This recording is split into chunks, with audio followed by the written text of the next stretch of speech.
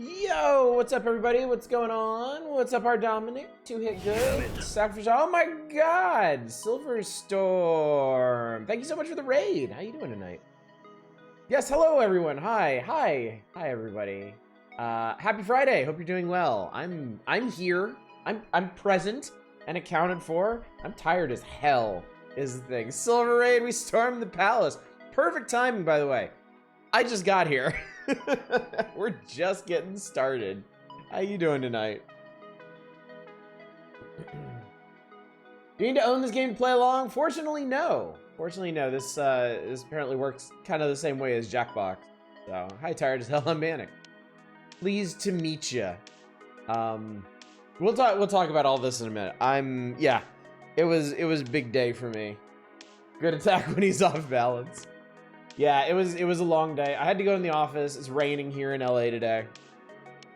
Not like torrential, at least where I am. I know there's flood warnings for other parts of the county, but we're fine down here. But we had a big company-wide meeting, and then I had a workshop to run, and I had a bunch of other stuff to do. It turns out, Zem, it does rain in LA sometimes, and over the last couple of weeks, it's rained a lot. Like a lot. 2-bit directed you here? Would 2-bit perhaps be the same as a 2-hit? Because I know 2-hit well. Apparently another weather stream thing is happening in Cali, so good luck. Yeah. Maybe. Scruff Audish. Oh yeah, I haven't shaved in like a week. It's been a week. It's been a week. I've been super tired. So I think it's a combination of I've been really busy at work. It's one of those nights, isn't it, Silver Storm? I know how it is. Don't worry. Triumphant return of Beardish. David Cage, sad beard Audish. Yeah, I've been really busy this week. I've had a lot of stuff to do, and then in the evenings I've been staying up super late, partly because of RimWorld streams and partly because there's other stuff I wanted to do. And so I've just been I just haven't had a whole lot of energy in the mornings. So I'll fix this tomorrow or Sunday for sure. I can't get any scruffier than this, or I'll start taking the paint off of things when I touch it.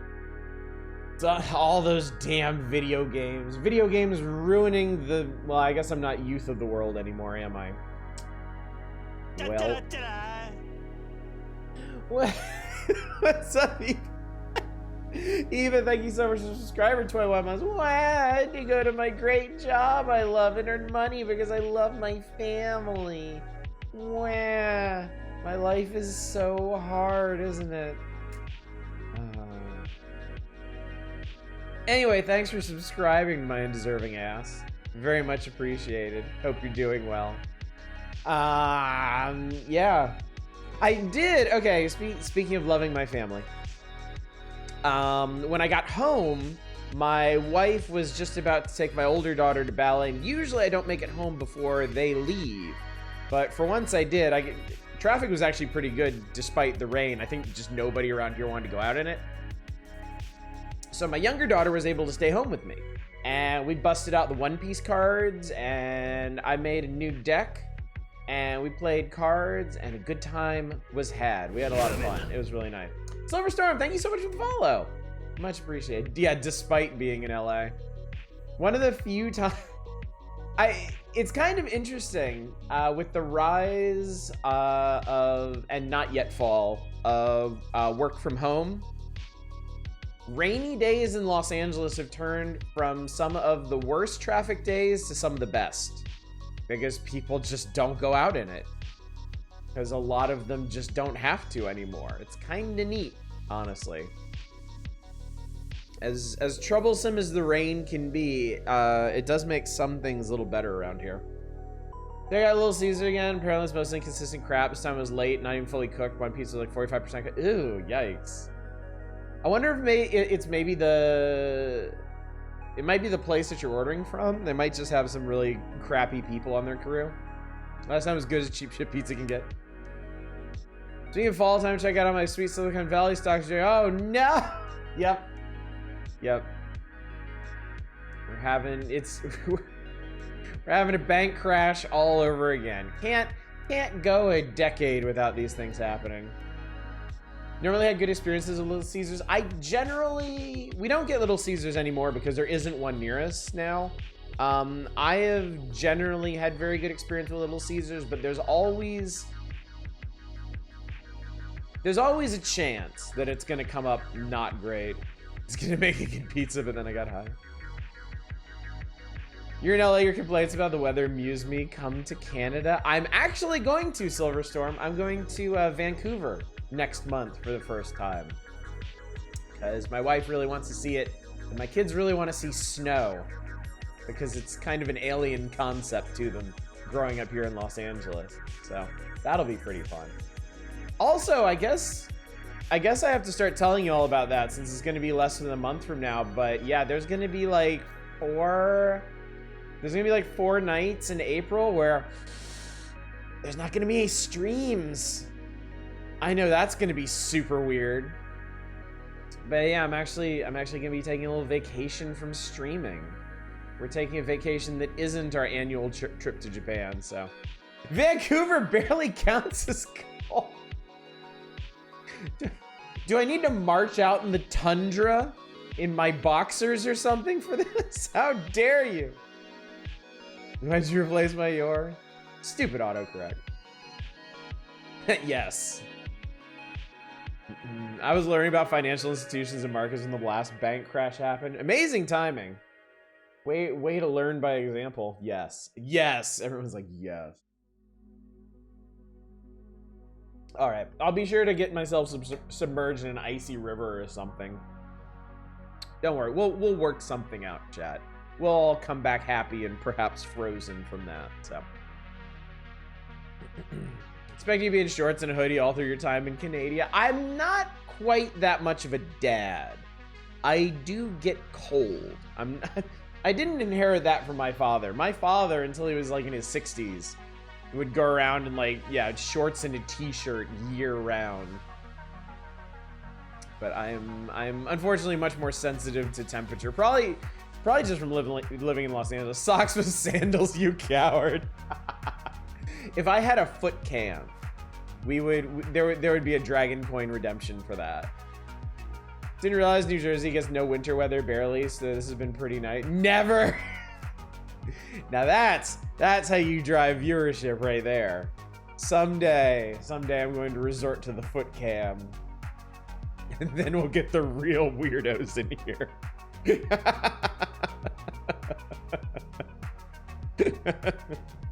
That's interesting about New Jersey, though. I'm surprised about that, because it's right by New York, right? New York gets, like, blizzards and stuff. Northern Ontario is in Northern Ontario, where one of my coworkers' husbands got trapped in a porta potty because a moose decided to attack it. Sweet Jesus. Oh my God, Silverstorm. Are you in a shooting? Not yet, anyway. Not yet. Those poor podiatrists coming in to treat it as a horror stream. I was thinking about No One Lives Forever again. What you were saying about not liking 2 story as much, I agree. I think I worked out why I don't like it. The first game does a lot of referential satire. The story itself is fairly straight. This is not the case in 2. Yeah. One really feels like a send up of the whole like James Bond subgenre of spy thrillers. 2 just, I don't know, it feels a lot more patchwork. It feels like a lot of less clever references fit together and like a less... Dave, I knew you were gonna say that. I knew someone was gonna say that. It was right here waiting for it. There we go. But thank you for making it official. Somebody had to do it. Oh God, it looks... Okay, I feel like I can maybe balance this a bit better. Okay, maybe like... Okay, that should work.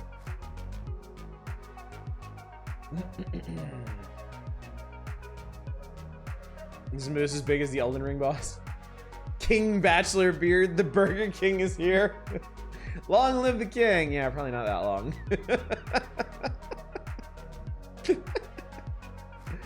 Oh boy. Well, since I've donned the crown, I guess we should probably get started, huh? We should probably play a bit of this game before I pass out at my desk, and y'all just have to like finish watching a stream of the top of my head as I snore. You look at the middle-aged guy that goes to Burger King for their birthday alone. I feel like if I could just, this is like almost perfect. Like I need to get this. There's like a perfect height here where it makes me look almost completely bald, and I think we're about there. We just need to get it as far back as my hairline goes. Yeah, I think that's it. I think that's about as balding and middle-aged as I can make this. I mean, we've got this over here, but I mean, it basically just looks like a Friar Tuck at this point. Gnome crown evolved. Gnome crown, huh? Okay. You look like Dom. Like Dom DeLuise. Okay. All right. King Gnome. All right, let's see. We gotta. Okay, let's assemble this. Royal Gnome Hat assemble. Chat, you killed him. And so early in the evening too. Okay.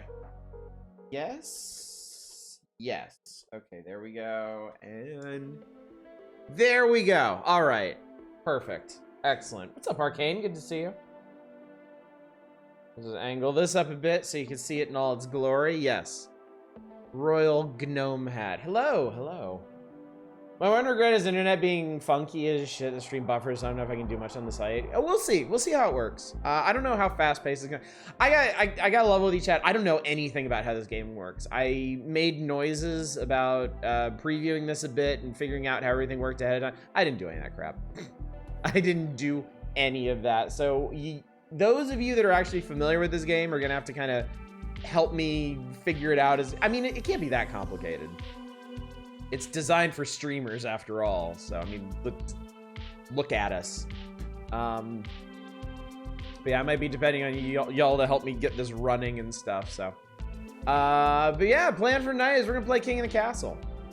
It's online party game designed in part for Twitch, where I can be the king and y'all can be my court, and you can help me rule the kingdom.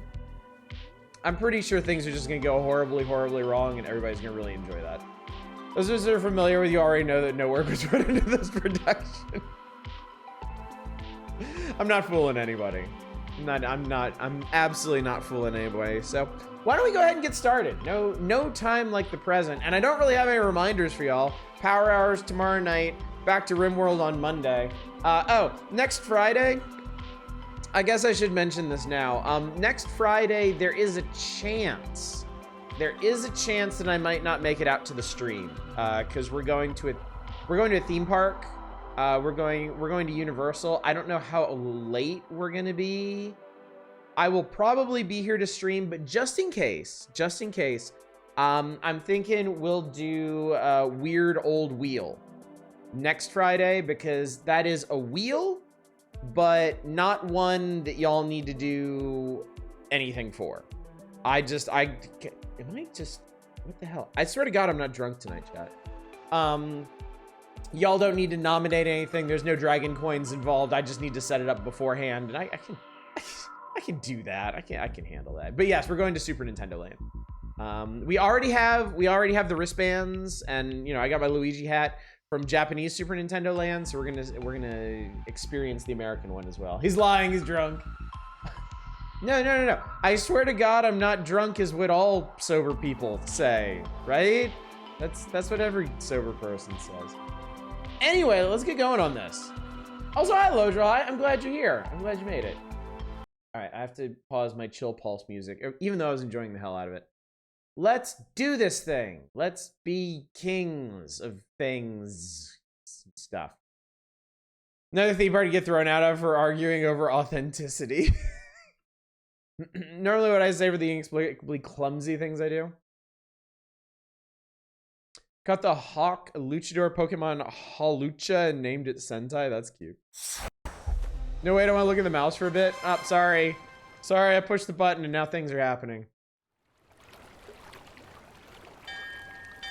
That's some very pleasant water sounds. I like that. That's gonna be me. Oh my god. And sure, whatever. Welcome to King of the Castle. What is King of the Castle? It's a social storytelling game you play with friends. It's a party game via browser with your Twitch chat. That's you. That's you, weirdos. The Monarch. You play the Monarch of Fantasy Kingdom, playing through events and making decisions. The Nobles. Players can join your game as nobles in the council, which come from one of 3 regions. I think that's also you. Have level stream off to bed. Thank you so much for the raid, Silverstorm. It was a pleasure to meet you. I'll have to check out your channel sometime in the future. But yes, have a good one. Y'all take care. How to play. Nobles can vote on certain decisions. I saw scheme, and I guess I got excited about the skish sound. To escape you. You must survive and get your heir onto the throne. Yeah, that's not happening. Customize your monarch so that your reign has personal flair, then start a new dynasty. Customize your noble and link your Twitch account to have your custom noble appear in party and Twitch games. Cool, okay. Drunk is... I'm not drunk. I am not drunk. Yes. Okay, link. You need me to... Yes, okay. Think we need to do troll launch in the game, asking for a friend? Do I have to enable overlays with this? I don't know how any of this works. Hang on. We're gonna learn this together, chat. Your own customized novel as a premium player, your character releases too. We only use them in permissions. Okay, y'all don't need to do this. Because I think this is only if you actually have this game. Ah, it popped open a thingy over here. Yes. Okay. Pick up any commands from chat. Okay, so it says if you stream King of the Castle on Twitch, the game will not pick up any commands from your chat. Twitch extension allows players in your Twitch to see their region, wealth, and schemes.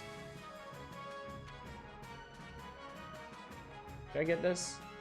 Hang on. There's the thing.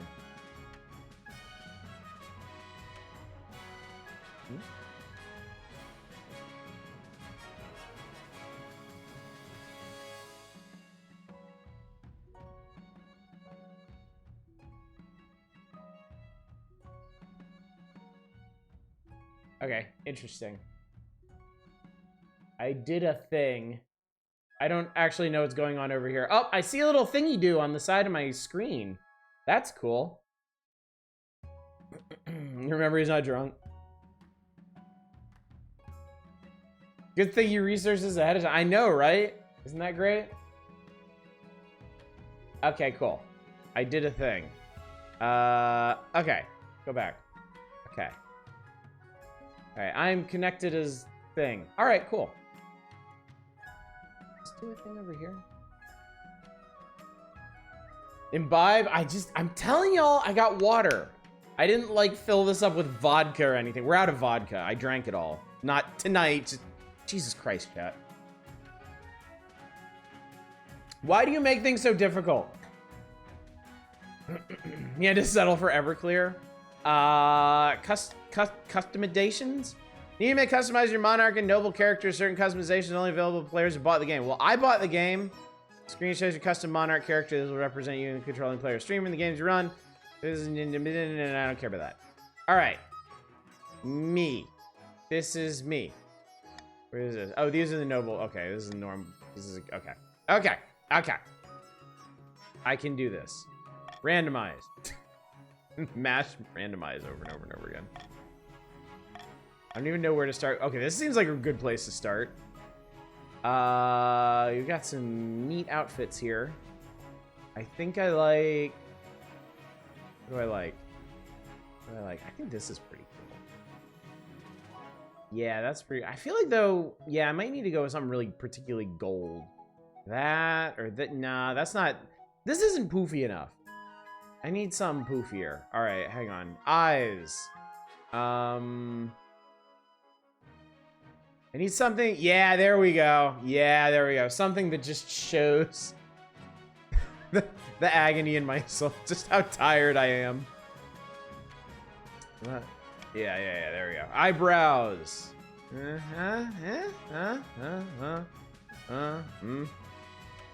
we go. Alright. Eyewear. Interesting. I don't think I need any eyewear. Must adequately communicate Audish's disdain for the peasants. Don't forget the bachelor fuzz. Yeah, definitely. I need something. Do we have something with jowl? Oh, there we go. There we go. Yeah. Yes. Now we're getting there. Now we'll just lighten that up a bit. Yeah, perfect. Haven't had glasses for a while. No, it's because I got a new I almost said recipe. I got a new prescription for my contacts. But I didn't get new glasses to go along with them. Let's see. Oh my god. You can do the Abraham Lincoln. You can do a handlebar mustache. Incredible. I think maybe in this ballpark, perhaps. Something kind of like that, maybe. What is this? That's nothing. Hair. Can we opt out? There we go. Boy, be looking like a playing card. Oh, Jesus Christ. Actually, some of these are really... I mean, I don't exactly have a fade or anything. There we go. Now we're getting somewhere. I do have hair back here because I let it get too long and it flips out and looks terrible, so. Hat. I need a hat. I like these. I don't know. That's kind of cool, too. Yeah, maybe let's go with that. Mouth.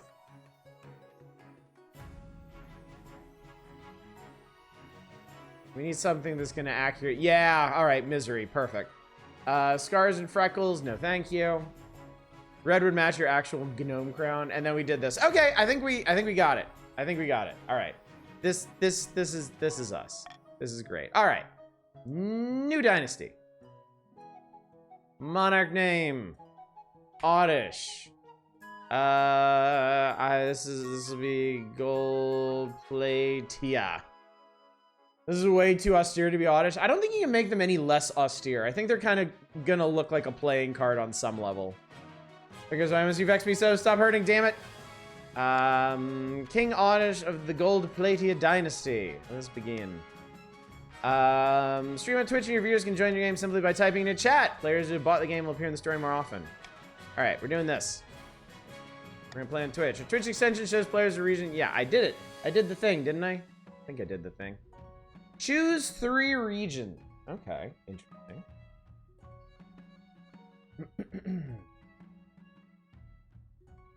Yeah, I did the thing. Okay, I did the thing. Barons of the March. Barons are brash rural lords famous for their belligerence and fondness for hunting. Huzzah! Chiefs of the North. The chiefs are honorable warriors renowned for their pagan religion and prowess in combat. Counts of the East. The counts are ruthless aristocrats steeped in secrecy. Allegations of forbidden rituals are unproven.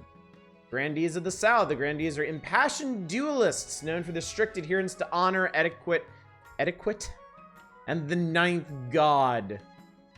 And patricians of the coast. The patricians are wealthy, seafaring merchants known for their cleverness, skill, and negotiating ornate and masked. All right, I think we need these, and these is what I'm thinking. You can interact in the app and in chat if so. That's dope as fuck. Yeah, apparently y'all can just do this from chat. Apparently the game is going to be listening to you in chat. Let us begin.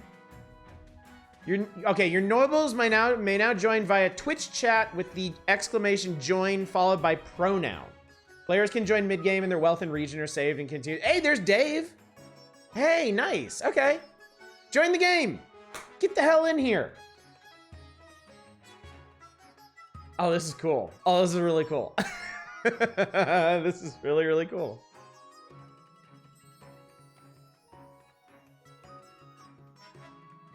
Oh boy, oh boy, oh boy.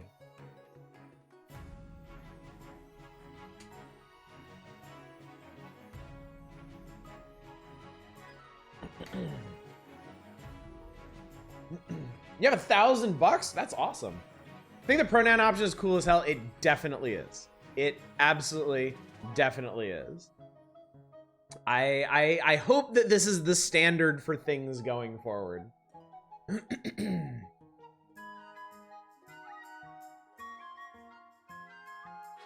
Not a lot of women in Audish land. Maybe, maybe not. Who are we to say, really? Chat, you should see an icon in the upper left that matches your faction. You can click and see your wealth. That's really cool.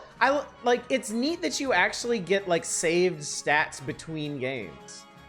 Their wealth and region are saved in continued games. So I guess if we didn't finish the game tonight, we could pick it up another night, like just from there. That's really, really cool. Patriarchal societies. Like, I didn't set it up this way, okay? I didn't vote for me, okay? All right, I'm gonna close out of this and continue, but of course you can join the game at any time. We'll just need to remind people of that, I guess. Took me forever to realize the prompt to grant permission was directed at me. All right, so anyway. Wow, we actually have even groups here. This is awesome. Let us begin. This looks entirely too orderly for how this is gonna go. All right, King of the Castle Primer. Monarch winning. Acquire an heir, then complete your ambition to win. Your first reign will likely end in disaster. Heavy is the head that wears the crown. Monarch schemes. Keep an eye on the region's schemes. If they pass all their stages, they'll win the game. Defiance. Be careful of the region's defiance stat. If it gets too high, the regions may rebel against you. For the nobles winning, to win, pass all 3 stages of your scheme. Each stage requires you to get stats to certain levels, which are affected in votes. How you vote is up to you for your region scheme to stop other schemes or for the good of the kingdom. And if your defiance stat is high enough, you can rebel. This pauses your scheme and is risky, especially if you have low military. Oh boy. Okay. Events. Each season, you'll get 3 events to play. Click on one to get started. Okay, so what do we got? Well, here's our kingdom. This is interesting. Okay, so this is the capital. I suppose these are our... Whoa! This is cool. All right, so these are 3 events. Coronation, Council, Introduction, the Path to Victory. We have the North, we have the East, we have the March, and then we've got some other people out here that who really gives a shit about them anyway. So I suppose these are all y'all's stats over here. Trade, farming, military, faith, and defiance. You're not very defiant. Let's keep it that way. Spring 948. Authority, treasury, stability. Okay, March is the dirty south. Dirty south. All right, coronation. This is your monarch, the streamer's character. They'll appear in most stories, but not all. These are the kingdom's stats. If any of them are at 0 at the start of a season, the game will end. Okay, so authority, stability, and treasury need to not be 0. These are the region's stats. Stats determine which events are generated. Okay. If defiance is higher than both authority and stability, a region can trigger a rebellion. This will pause their scheme and is risky if military is low. And scroll through the full list of nobles and their wealth here. Okay. So I can actually... I can see everybody here. That's awesome. That's really cool. This is so cool. I'm thinking maybe... I wonder if I should move or not. Where's the assassinate baguette? What? What, chat? How dare you? Your Majesty, I've scheduled your coronation to take place in a week's time. Shouldn't I be giving the orders now? Of course, Your Majesty, but to delay any longer would make the nobles restless. And when nobles get restless, they take their daggers and look for the nearest back. Well, we wouldn't want that, I suppose. As is tradition, the council will decide what happens at your coronation. What happens at my coronation? This isn't an absolute monarchy, Your Majesty. Everything has to be run past a council vote. Even this. Shall we call the nobles in? Do we have to? Do we really have to? That rabble? Bottom left, you say? Down here? Okay. Okay. Probably a smart place for me. All right, choice and stats. Certain choices will change stats. Some choices that do so will indicate this change here. Not all choices that change stats have these indicators, and they do not show in the region affected. These are the upcoming choices your nobles will vote on. Each of these may change stats in some way.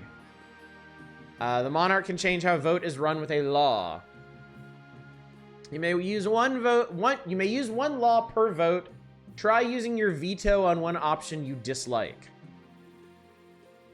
When the vote opens, nobles use their command exclamation point vote followed by the choice letter. Vote A, vote B, vote C, that kind of thing.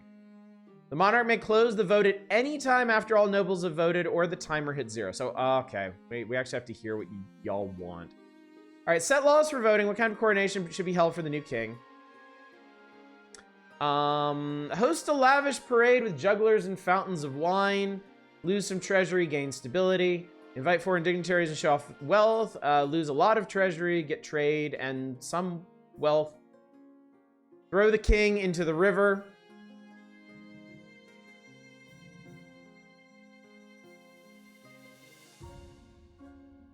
You're getting ahead of yourselves. We haven't started the vote yet. Outdated traditions, there's no need for a coronation at all. Okay. All right, well, let's... All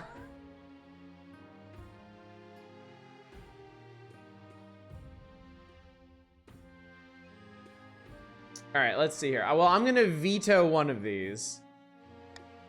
And I'm going to veto D. Because this just seems like it's only bad. All right, here we go. Let us begin the... I'm so excited by my options. All right, here we go. All right. I would certainly say inviting some foreign dignitaries would probably be a good way to get things started, get our reign off to a good start, personally. Hopefully y'all agree.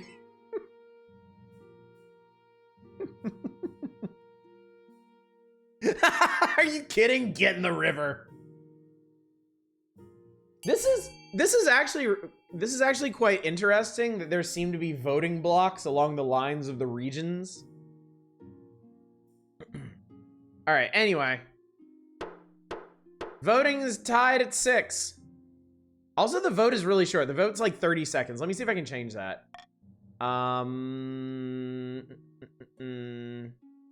Doesn't look like it. Break the tie by selecting one of these options. Okay. Well, sorry, chiefs. I'm not gonna vote for myself to be thrown in the river. All right. 6 nobles voted for invite foreign dignitaries and show off our wealth. The river's the cheaper option. All right. This shows by which stat has been changed and how much by. Dignitaries arrive from all corners of Celeste Ath, and it's only appropriate for you show off. A trained eagle drops a ruby-encrusted crown atop your head as you stand upon a golden podium. We can continue voting even if the timer runs out. The monarch streamer can end it by continuing. Ah, okay. Okay, so once time runs out, I can move on, but y'all can keep voting. Okay, interesting. All right, treasury is now 1,200, down from 3,000. The odd crowd includes such influential figures as the Dukes of Saul, the Prince of Tavelin, even a pearl bearer from Audish. Lucrative trade deals are struck at the evening's feast. Interesting, okay. So y'all got some benefits out of that as well. Trade increased across your regions, and some of your wealth has increased. Only the Grand Pensionary of Kurth is not in attendance. The Republic, after all, is fundamentally opposed to the very concept of monarchy. Yeah, that's probably the page I'm going to be on by the end of the evening. All right, well, that went swimmingly. How do I know what my goals are again? I think... Oh, we don't have goals yet? Yeah, I think we're still getting to that. We're still in, like, the tutorial phase of that. All right, council introduction. Now that you're the king, your first duty is to meet with the Council of Nobles. I wonder if that's all of you. Your nobles hail from all across the kingdom, the wintry north, the desolate east, and of course, the bleak march. Chancellor's kind of talking down to y'all. Well, let's see here. I shall introduce myself to, let's start to the counts. In order to finally make your acquaintance, your majesty. Hey, it's Count Le Retro Spiso. Good evening. May you escape the doom that befell your predecessor.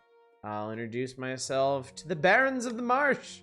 Hail and well met, your majesty. Under your leadership will whip this kingdom into shape. Thank you, Baron Fury Fighter. Introduce yourself to the chiefs of the north. This is a player who bought King of the Castle. They can set their customizations, get access to special outfits, and appear more often in storylines. Nice little advertisement there. Good luck in the days ahead, Your Highness. You'll need it dealing with a lot. Thank you, Chief Kujik is lazy. Bird Fury Fighter of Hell. With that, the introductions are done. The council all immediately fills with raised voices as the nobles argue with each other and demand your favor.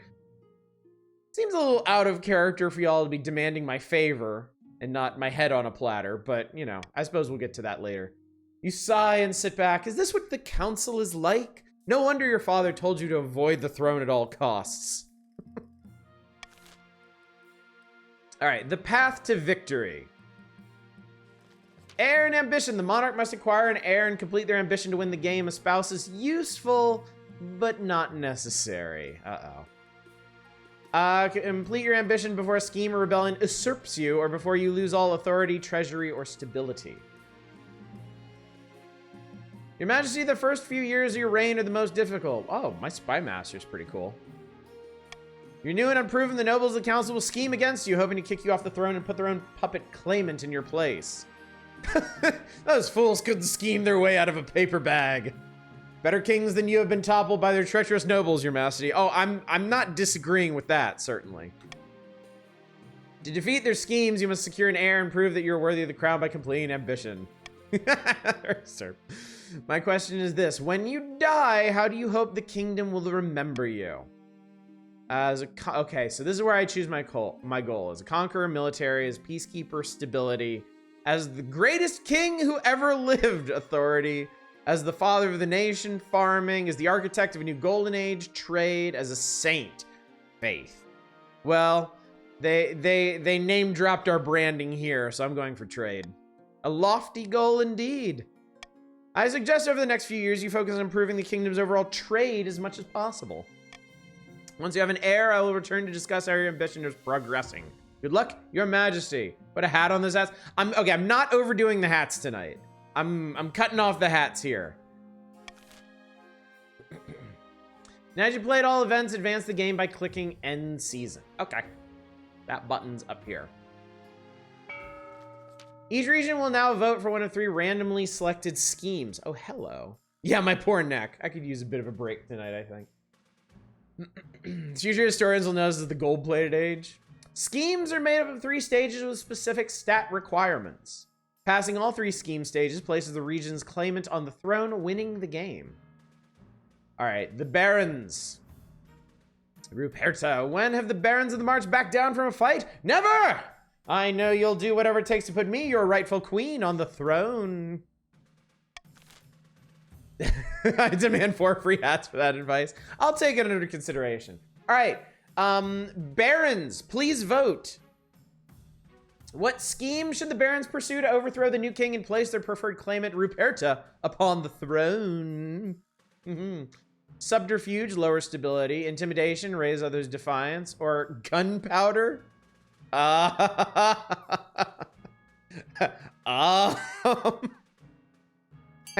don't like the sound of this.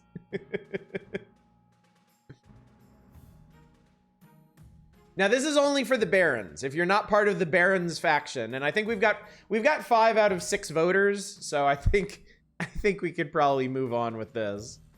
Kablam! This is how we know this is mostly an American chat. Voting has closed. Don't need the banner to tell you that. All right, so the Barons are gonna be gunning for gunpowder. Great.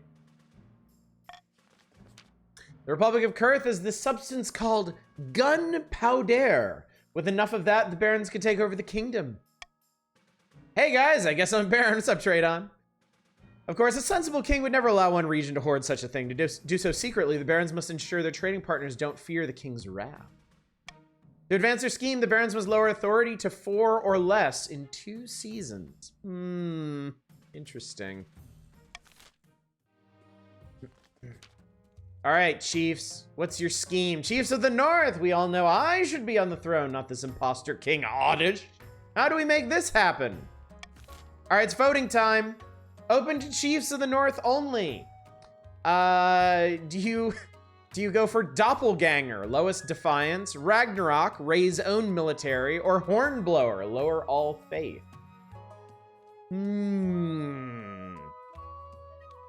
How dost you scheme?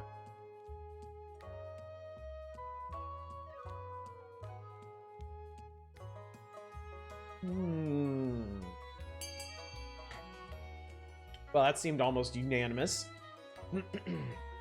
That was, in fact, unanimous. How about that? Go play Robos How Many Time with the... oh, God, they are. You know what? You know what? Maybe let's... hang on. Let me turn that off. I was not even noticing that.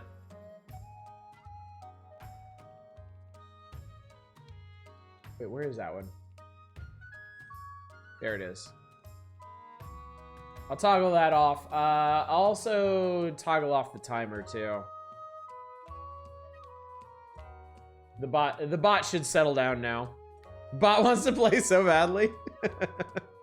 Ragnarok seems like a bit much as a code word. Operation Ragnarok? Nothing suspicious about that. Alright. Enjoy Ragnarok.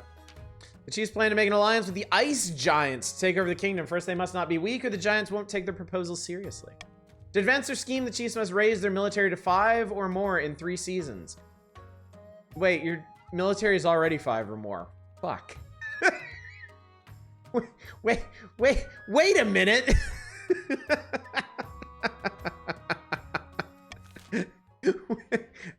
I take issue with this. All right, the counts. This guy looks fucking rad.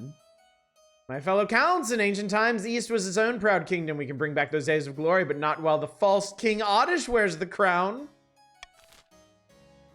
All right, what scheme? Blood ritual, highest farming, ascension, lower own faith, or possession, lower own defiance. Oh no.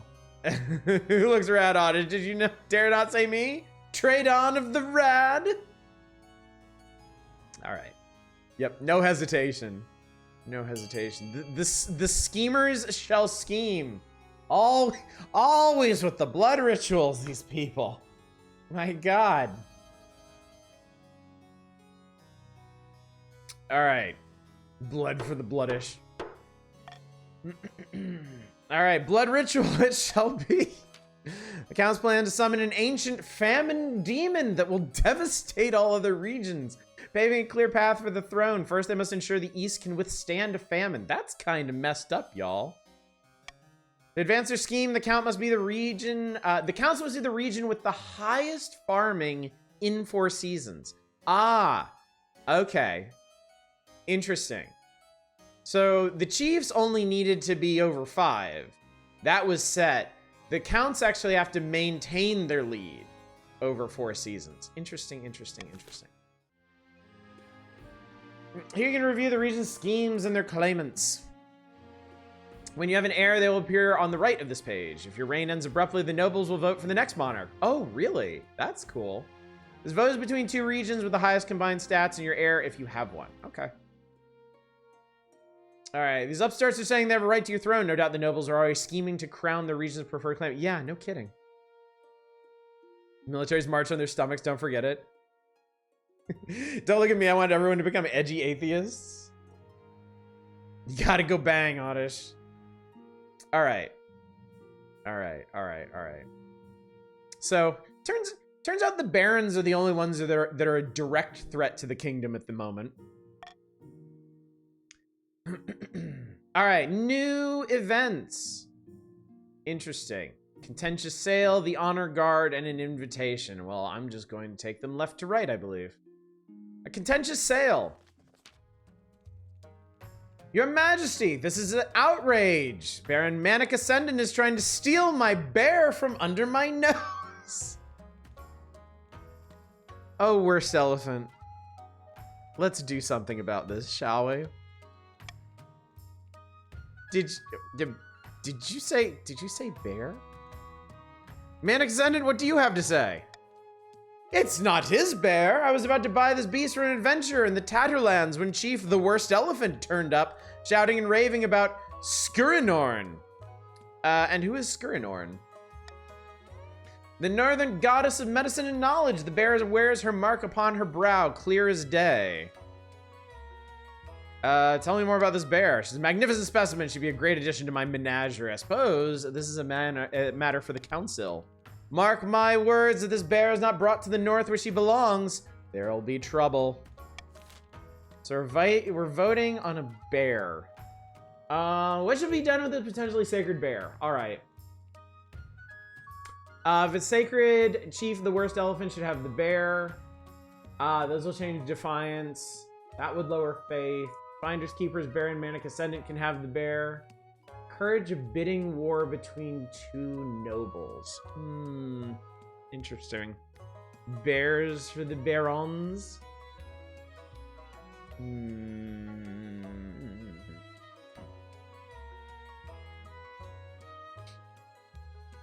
I shall mark my preferred voting option, and it shall be a bidding war.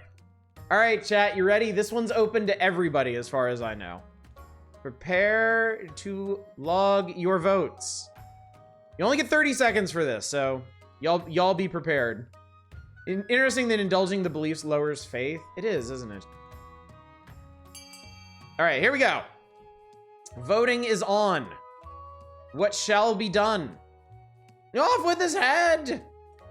Off with his head, I say!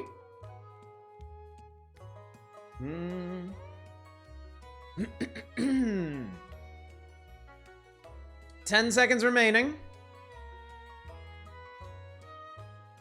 5 seconds remaining.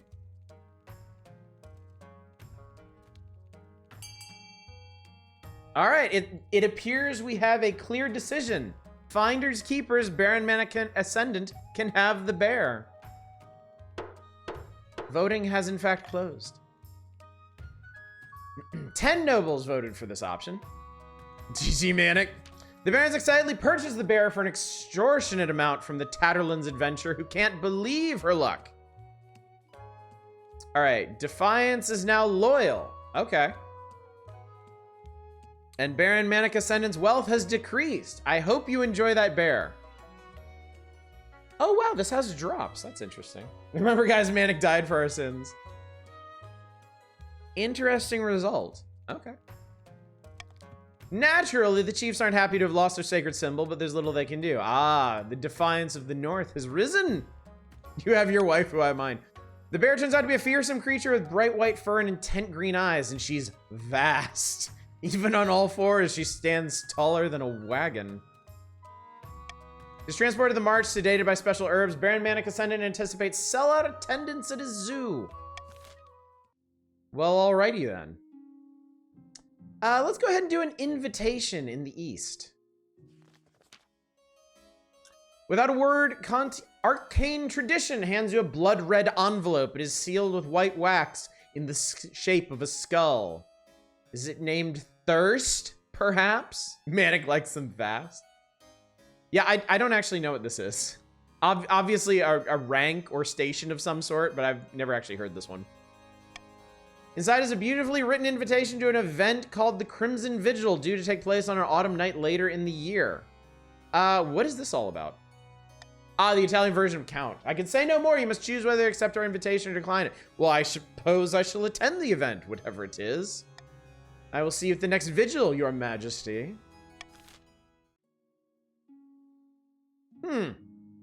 Interesting. Okay. I suppose now it's on to the honor guard. Now that you're king, you need personal protection. Why, I could plunge my sword into your heart right now, could I not? I suppose you could. You need an honor guard to keep you safe from such dangers, your majesty. Unfortunately, this is a political decision. What are my options? Each region offers a selection of elite guards, the chiefs with their most famous warrior heroes, the counts with the Knights of the Order of the Drowned Rose, and the barons offer a squad of battle-hardened veteran soldiers. Interesting. Think carefully, your majesty. These guards' loyalties will be divided between you and the region. Of course, you could just hire foreign mercenaries. You'd be loyal to coin above all. Tell me about the northern warriors. Bearded oafs with axes and no manners. They'll get drunk and cause trouble in the palace. No discipline at all, and I can't guarantee they won't run off on some random quest, but they're honorable and in a fight, unbeatable. Tell me about the Eastern Knights. The Order of the Drowned Rose are highly respectable. They understand palace etiquette, but it's been years since they fought an actual battle. They mostly write poems these days. Tell me about the Veterans of the March. These soldiers have fought more battles and they've had hot dinners. They'll be uncouth, no doubt, and won't adapt well to life in the palace, but they're loyal and tough as nails. What foreign mercenaries do you suggest? A band of fearsome fighters from the Tatterlands called the Battle-Bitten Brethren. Really? Specialize in bodyguard work, but they're costly, and hiring foreigners will be considered an insult to all the regions. I have made my decision. I haven't, actually.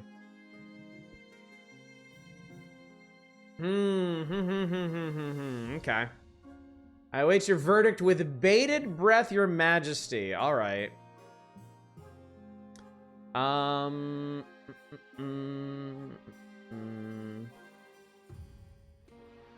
no, he baited his breath. Let me see something real quick.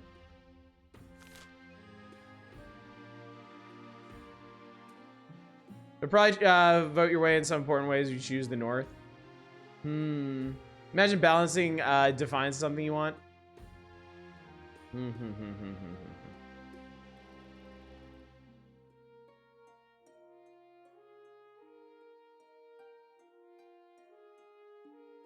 I think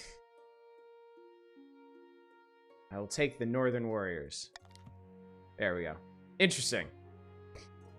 I make the arrangements once. All right, the March, defiance is now cordial. The East, defiance is now aloof. The North, defiance is now cordial. Okay, interesting, interesting. The warrior heroes arrive a few weeks later. They swagger in with big grins and bigger axes, belching and singing and roaring out unsavory jokes. One of your courtiers faints. Seems very apropos. A wise decision. How about that? All right, and I believe that means we're done with this season. End season. Buildings. Nobles can use their wealth to bid on any building in any region, each of which affects a stat. This is done through an auction where only the two most funded buildings are chosen. When the auction is open, nobles can fund with the following command. Exclamation point, fund a X, where X is personal wealth. When you're ready, hit start auction to begin the auction. Ah, okay. Nobles use their personal wealth to bid on buildings. Only the two highest funded will be built. Use the command fund XY, where X is the character code and Y is the amount you're pledging. Okay. So.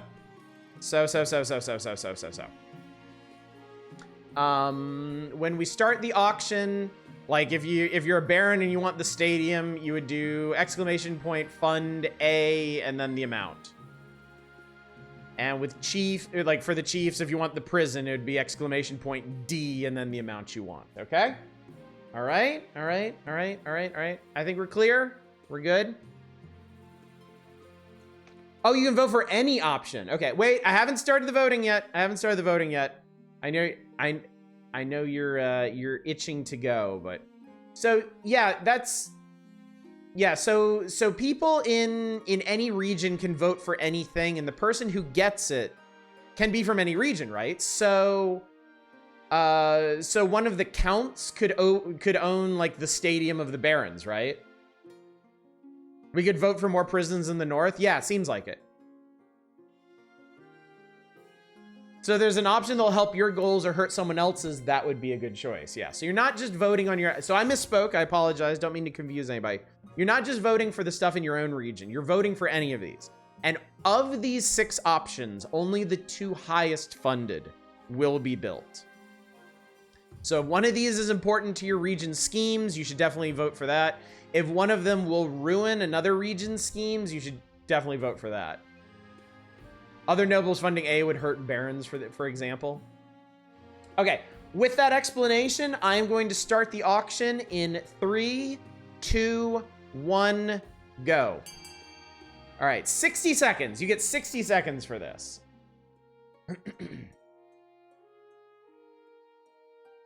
Currently, the theater and the aqueduct are leading.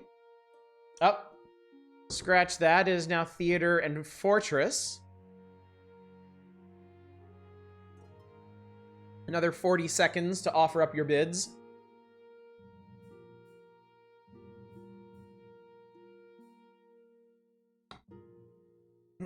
30 seconds remain. Still the theater and the fortress. Oh, the theater and the aqueduct in the lead now. Countrymen, we need to farm. No idea what's going on. Not a roguelike. If you want to join the game, you can do exclamation point join and then your pronoun. 10 seconds remain. Oh my God, what an upset. Oh, time's up. Wow. Wow. Amazing. I thought you're so close. You were so close to edging out the theater there. And then at the very last second. All right, so Eva now owns a theater. And the worst elephant now owns a fortress. How about that? Incredible. Incredible stuff. So the theater lowers authority, the fortress raises military. Cool beans. All right, end season. Someone who's done stage work, great. I watched a guy survive 3 years in this game. Good luck. Thank you, PM Collector Boy. I don't anticipate that happening. Do losing players keep cash or all is lost? You can check your, I'm not sure. Oh, I can see wealth here.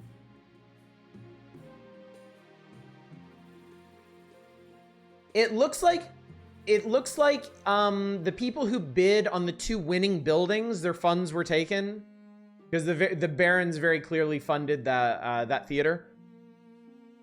But if you didn't throw in for one of those 2 buildings, you got your cash back. All right, finding a spouse, a plague of rats, and the Crimson Vigil. Well, let's go ahead and find a spouse. It seems like the East is being showcased this particular season. In the twisty passages of your castle, you can avoid your advisors, the nobles, even the spy master, but there's one person you can't avoid. Your mother. Why haven't you found a spouse yet? It's been almost a year. I've been busy. You'd better find the time. Don't worry, I'll take the liberty of finding eligible candidates. What is your preference, men, women, or do you not mind? I'm fond of the ladies myself. Excellent. I'll send out messengers to the most influential noble families in the kingdom. Let's see what they have to offer. Okay. So I guess that's going to happen. What is your preference? Good game. This game is very good about that. Between the pronouns and that. Excellent. All right. I want to know what this Crimson Vigil thing's all about. I'm fascinated. The Crimson Vigil takes place in a bleak castle atop an eastern hill. Your journey takes weeks and your baggage train keeps getting stuck in bogs. Guests of the Crimson Vigil compete on who can dress in the most ghoulish and frightening costume. What did you dress as? Let's see. A demon with horns, cloven hooves, and red skin. A dragon with gem-studded wings and golden tail. A ghost in tattered clothing draped with clanking chains, or just your normal clothing. Dragons are rad, but I don't want to be broke, so I'm going to be a demon with horns. The red dye makes your skin itch and your hoof shoes are difficult to move around in, but you strike a startling figure. As you're assessing your appearance, arcane tradition sweeps in, dressed as a living corpse. Welcome, welcome. I see you are dressed as one of the servants of the 7th god. How delightfully blasphemous. Please remember to stay in the upper levels. The dungeons are out of bounds.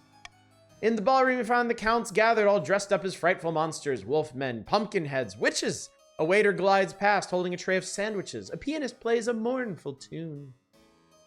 The Crimson Vigil begins at midnight. What role will you take? A mourner? Or are you willing to portray a hound of the betrayer? Can you tell me more about these roles? Surely you are familiar with our customs, your majesty. If you're unsure, you should stick to being a mourner. Let's be bold. I will play one of the hounds of the betrayer. The counts gather after arcane tradition delivers a short speech about remembering the old ways. A flaming crown is placed upon their head. I'll be playing the king in exile this evening. The hounds of the betrayer will try to catch me, but fear not. I am swift as a falling star and old as the hills. I shall chase after the king in exile. Arcane tradition runs down the corridor, flames licking behind them, and you give chase. A dozen other hounds of the betrayer run alongside you, howling and yipping enthusiastically. This is cool. I'm into this. Somehow, despite the silly costume, massive flaming hat, arcane tradition is quick on their feet. Catching them won't be easy. Some choices have uncertain outcomes called challenges. They can either be random or based on a stat. Their percentage shows the chance of success.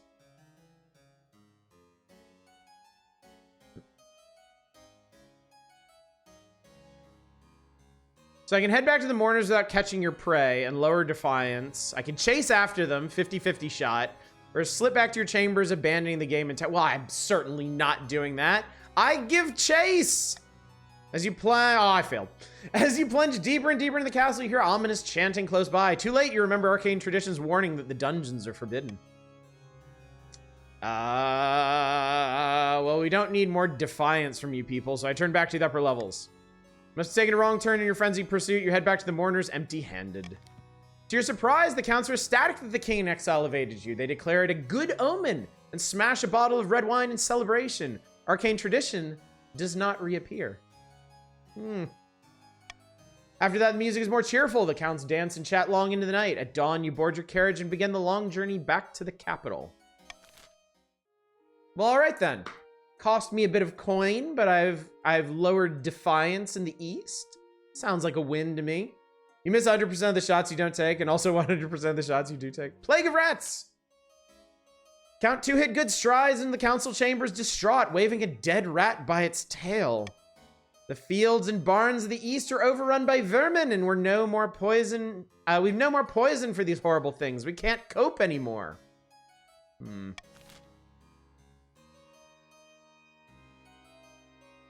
Can the council help resolve this eastern rat plague? Take that rat and go. The east can handle this alone.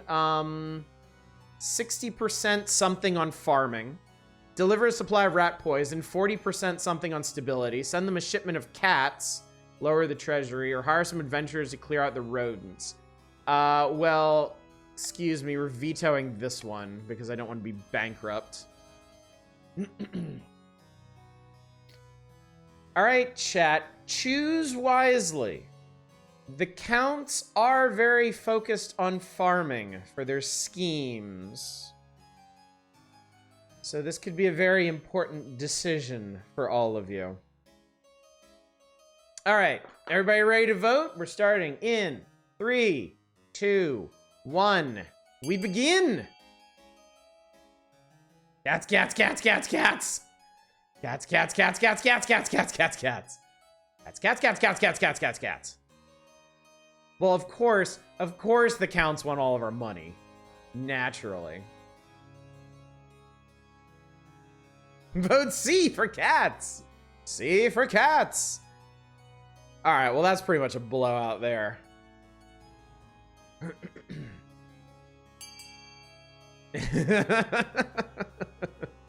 All right, so be it. Voting is closed. Money, I want some goddamn cats. Make you broke benefits us all. Yeah, unfortunately. All right, we send them a shipment of cats. Count 2 hit bows to you deeply. I can't thank you enough, Your Majesty.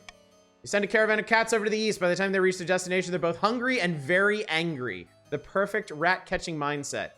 Wait to hear what happens. Soon the rats are gone. The following springs up around one particularly successful mouser, whose nickname is the Colonel, and a bronze statue is put up in his honor. All right, challenge succeeded. Defiance is now loyal. Excellent. He greatly enjoys sunning himself beside the statue. Oh, we got an achievement for that. Chief Mouser. That's awesome. The townspeople bring him dried fish for luck. Whether or not the gifts affect the town's fortunes remain to be seen, but he's a very happy cat indeed. That actually increases the count's trade. No impact on their farming. How interesting. All right. Well, things are going swimmingly. Defiance is low. Trade is high. The treasury, unfortunately, is getting a bit thin, but I'm sure we can handle that. And so we end the season. In a distant fortress in the march. Amidst dark and foreboding rituals, a small squat castle stands watch over the Marcher border. There at the end of the kingdom, a plot is hatching. Look here, our first shipment from Kurth. Incredible, may I see inside? Careful with that torch, you fool. You'll blow us to smithereens. Extremely out of character for trade on, if you ask me. Shipping cats to a foreign country is always a good idea that will have disastrous repercussions down the line. So this is the fabled black powder. Incredibly powerful, but will need much, much more to put you on the throne. No reason, Trade-On. No reason at all. Think nothing of it. For the next stage of the Baron scheme, they must raise their trade to 5 or more and force it. Well, okay, that's great. Taxation. You may collect a common tax or target a specific region. Okay. Taxing a region will increase their defiance stat and decrease noble wealth. Huh. Interesting.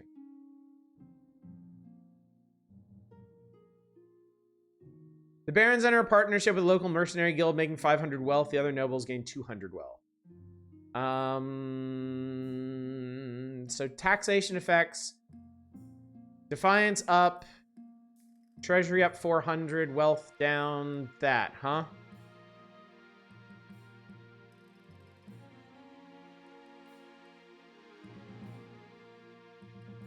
You take a small tax from the kingdom's commoners or tax one region's nobles. The latter will raise defiance and take personal wealth from nobles in that region.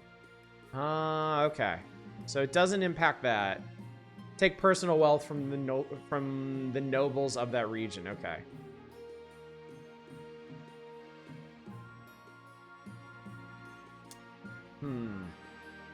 The only stat this influences is defiance. Okay. What's up, Chaos? How you doing?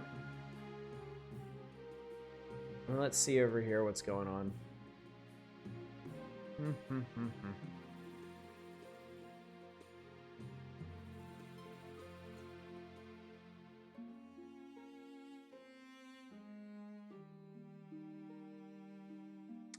I do believe. I swear Glauber's still playing Monopoly. I'm going to lose my shit. I'm going to tax the counts.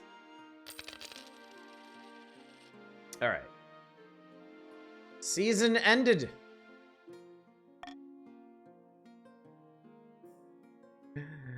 Oh God, bankruptcy looms. Bankruptcy looms. Eligible options and a lackluster menagerie. This better not be about the fucking bear.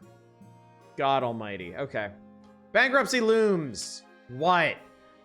The treasury is almost empty, Your Highness. Where the hell did it all go? I couldn't possibly say, Your Majesty. Perhaps you've been spending a little too freely. Apart from raising taxes, we have precious few options. You get a bank loan or sell off crown jewels, or perhaps crack open some of your predecessors' tombs. Most were buried with piles of gold, or, so I've heard. I own the Royal Mint. Don't I make more coins? Take hefty loan from Salvant and Gaul Bank. Sell off some of the royal jewelry to wealthier nobles. Huh, interesting. Time to crack open some tombs. So these are some interesting options here. This sounds like suicide right here. You can get 10,000 coins. All right, this would lower authority, but get the most money. This would lower authority, sap wealth, but gain treasury. Yeah, there has to be a catch. There absolutely has to be a catch. Let's see. I'm going to sell off some of the royal jewelry to wealthier nobles. You auction off dozens of necklaces, 5 gold rings, and a jeweled scepter to the nobles. It's a humiliating affair. Selling off symbols of power makes you look weak and desperate. Well, the shoe fits, really. Chief R. Dominic. Ooh, look at this tiara. Fetching, isn't it? Don't mind if I do. I've taken some of your wealth. Now it's free real money. Hey, check out this scepter. It's like I'm the king, says Count Naren. Excellent. All right. You've been R-dominated. Eligible options. I have found 3 potential matches for you. 1 eligible young one from each of the kingdom's 3 regions. Choose wisely. You'll be securing a powerful alliance. And a partner for life to have and to hold, don't forget. I suppose so, but the alliance comes first. Your mother leads you to the Great Hall where she's arranged 3 portraits on easels. For now, each is covered by a cloth. Wait, I don't even get to meet them? There's no time for sentiment. You just need a match that befits your station and suits your political needs. She whisks away the cloth from the first portrait. Here we go. This is Helga, firstborn daughter of the Northern Roach Mogul clan. Apparently, the other Northerners have nicknamed her Windspeaker. Can't imagine why. Okay. Strangely enough, for a Northerner, she's enthusiastic convert to the worship of the ninth god. She's an incredibly driven person by all accounts. Gets up the crack of dawn each morning, goes for a swim in a frozen lake. I see the appeal, I suppose. This is Xenia, the eldest daughter of the Eastern Zip Eye dynasty. Apparently, they had a hell of a time getting her to smile for this portrait. She had a laboratory installed in her castle and spends most of her time there conducting bizarre experiments. Half the East are in love with her, apparently, and the other half hate her. Intriguing. And finally, the March's offering. Henrika, scion of the prestigious Eva Two-Soul bloodline. Unlike most of the barons, she can conduct an entire conversation without shouting. And look at her! Stunning! Like most of the barons, her great passion is hunting. No beast is safe from her crossbow. Also got in a fight with her local bishop a couple years back. Gave him a bloody nose. Sounds like a laugh. What do you think? Of course, by picking a candidate, you'll anger the other regions, but you'll gain a lifelong alliance.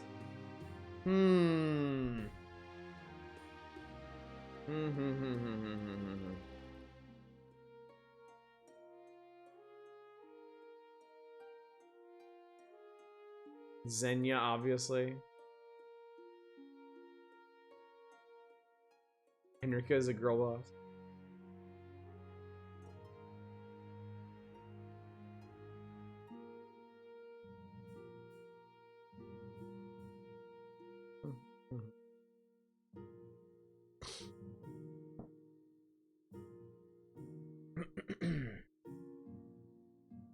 Show me Xenia again.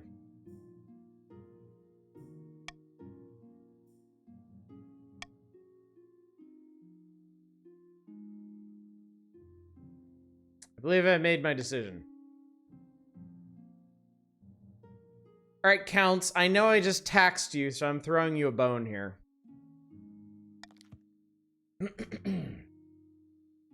Excellent. I'll make the arrangements. Puts on Kid Mask. This is an outrage.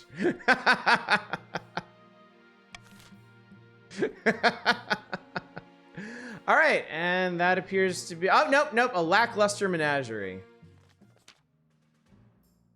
Baron Manic Ascendant, my liege, I fear our menagerie is failing to thrive. We thought the bear would be the star of the show, but she just sits in her enclosure looking sad. It's about the fucking bear again. There's at least one story event that can give another marriage option. Interesting. Interesting.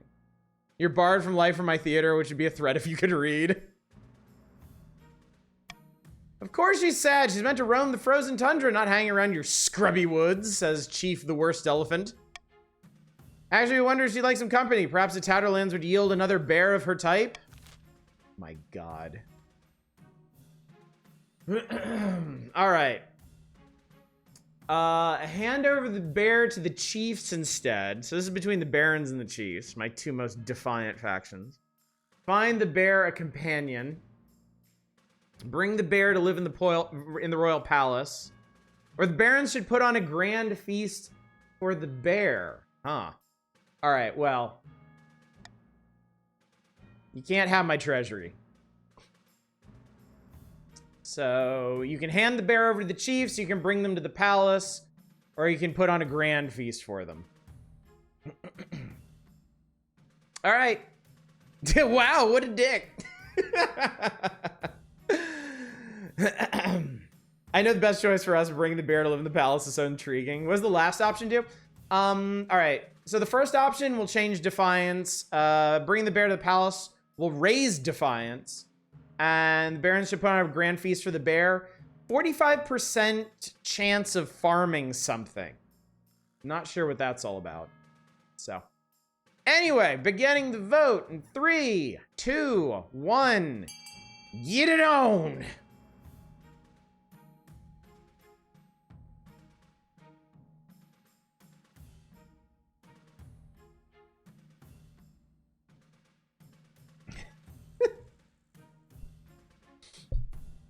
Oh, hello.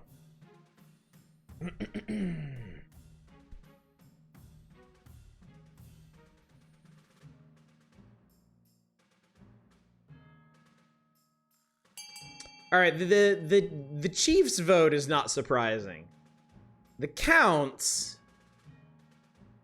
As for the counts, I believe I will remember this.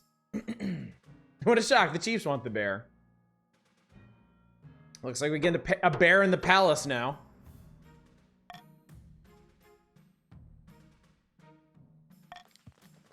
Both the Chiefs and the Barons are shocked at the council's decision, but a vote is a vote. Yep. Defiance is now grumbling for both of them. The bear is put on her wagon once more. She's increasingly impatient and eats one of her guards along the way. Hopefully she'll settle into the palace more comfortably.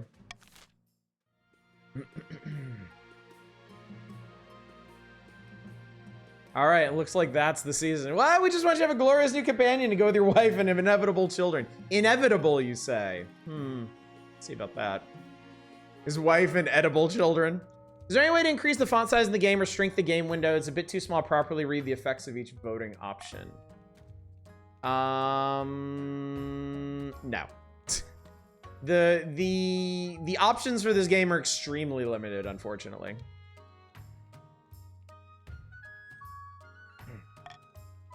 Oh, I'm sorry, Library Man. I totally missed your question. It's a bit hard, and I've got this on TV. Yeah, unfortunately, it doesn't seem like it. Unless there's some keyboard shortcut that I'm unaware of. All right, brokering an alliance in the north.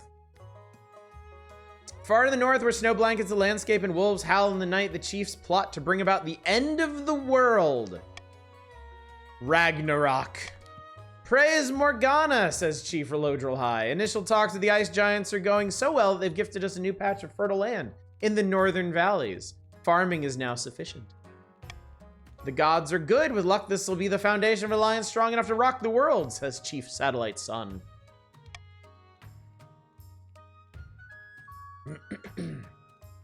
Aye, the ice giants are a formidable ally, tall as a building and limbs like tree trunks, and the southerners don't know how to fight them like we do. But first we must offer something the giants desire. Oh, kingdom's worth of pillage? Just what I was thinking. If we fill the kingdom with bountiful goods and plunder, the giants won't be able to resist. For the next stage of the chief's scheme, they must raise other regions' trade to a combined total of 10 or more in 3 seasons, which is already done, so whatever. That's an interesting goal, though. You're gonna adopt a new law that alters how voting is run. Okay. You can only adopt 1 new law at a time and have a maximum of 3 laws to use. Okay. So let's see. Monarch's golden choice. The nobles vote for the monarch's choice. They gain 500 personal wealth. Royal gamble. 500 treasury. If the nobles vote for the select option. If the nobles vote otherwise, 500. That's suicide. That is absolute suicide. Call for unity. +1 stability of more than 50% of nobles vote for any one option.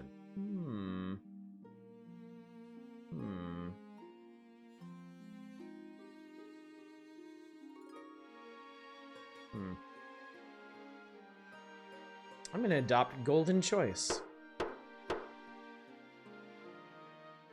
And I think we'll end the year. Look, I understand how you people operate. All right, royal wedding. Oh, escaped royal. Oh God, I know what escaped's gonna be. Fuck's sake. God. This is on you. This is on you, fuckers. Your Majesty, disaster. Your new pet bear has escaped. The servants were cleaning her cage. She ate one of them before busting through the bars. The bear has escaped the palace, is roaming the city streets. We have to do something before someone gets eaten. God damn it. All right. Pay a northern god speaker to summon the bear back. King should recapture them.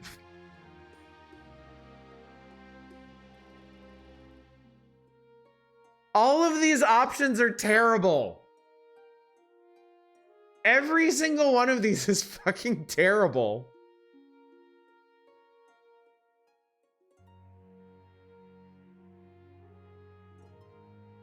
Should have voted to eat the bear. Oh, God. Those all look fun.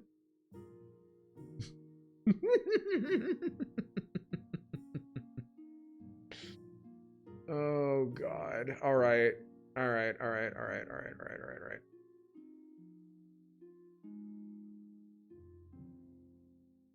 Bounty is probably the best option. I wonder. Ladies and gentlemen from the California, please open the floor. I'm trying. I want to decide. I want to.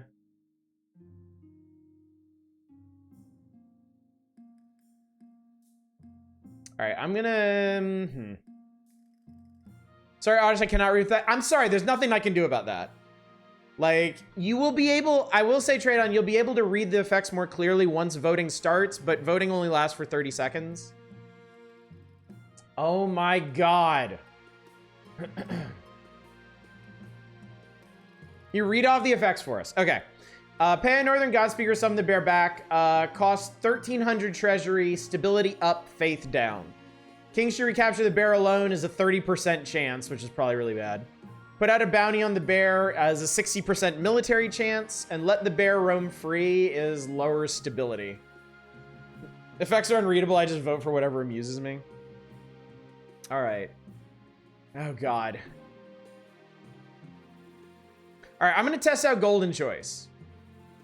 I'm gonna test out Golden Choice for bounty on the bear. We'll see how much y'all like money. Alright, vote starts in 3, 2, 1. 30 seconds to vote, chat.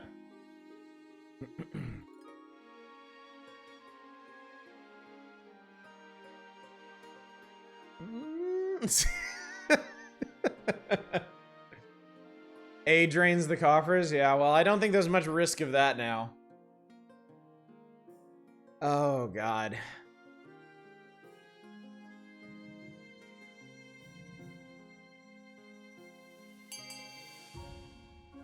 This ought to be great.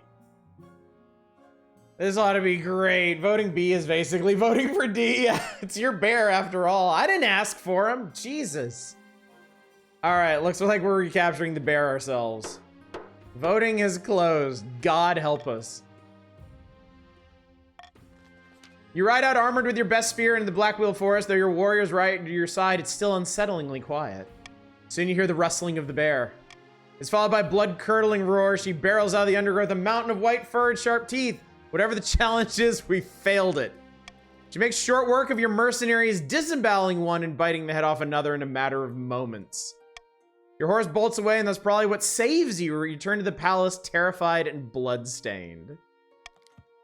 Word of your failure quickly gets around. The bear lurks in the shadows, at best menacing, at worst eating those who dare approach. So yeah, it's basically the same as D. Seems like.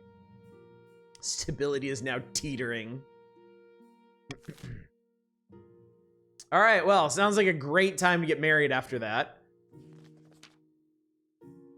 Your wedding to Xenia is naturally the talk of the kingdom. Nobles and peasants alike travel from across the realm to attend. For a week and a day, the capital is one giant party.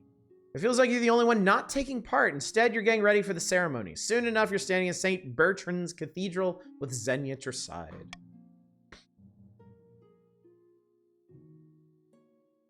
Oh my God, you can actually like punk out of this? Jesus Christ. I do. Stability authority up, defines down.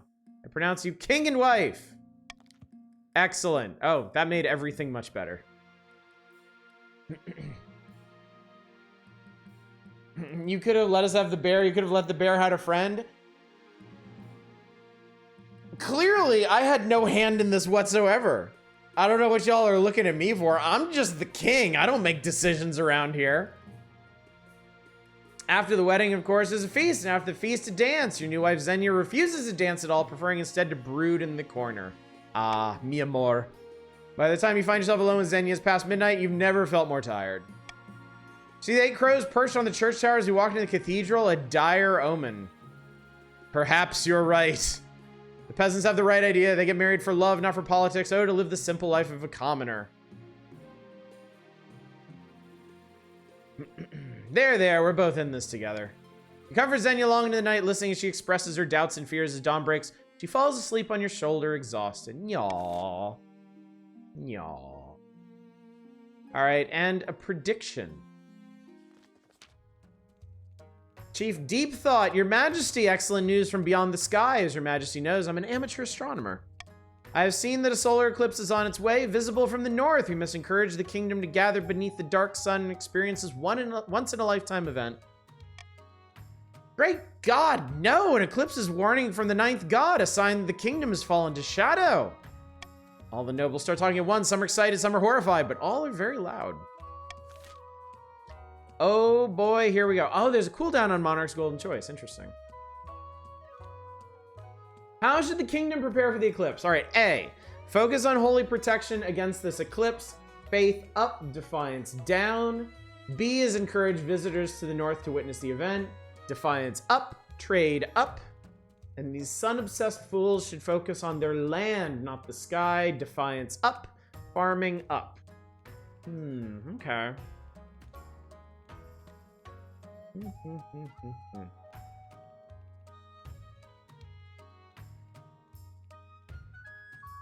right, I'm going to veto C because I see the benefit of both A and B. Invite all to spend their tourist dollars here. All right, chat, we're starting this vote in 3, 2, 1. Get at it.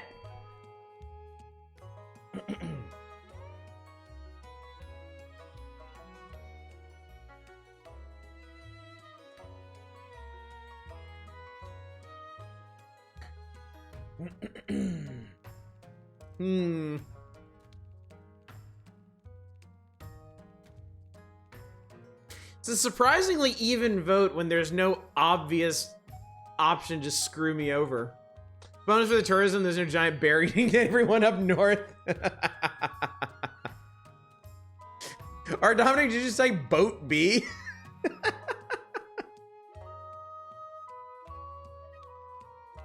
All right, looks like we will encourage visitors to the north to witness the event. Voting has in fact closed. By the 9th, you shouldn't be encouraging this nonsense. As word gets out about the impending solar event, visitors from across the kingdom drift over to the north. Trade is now dynamic.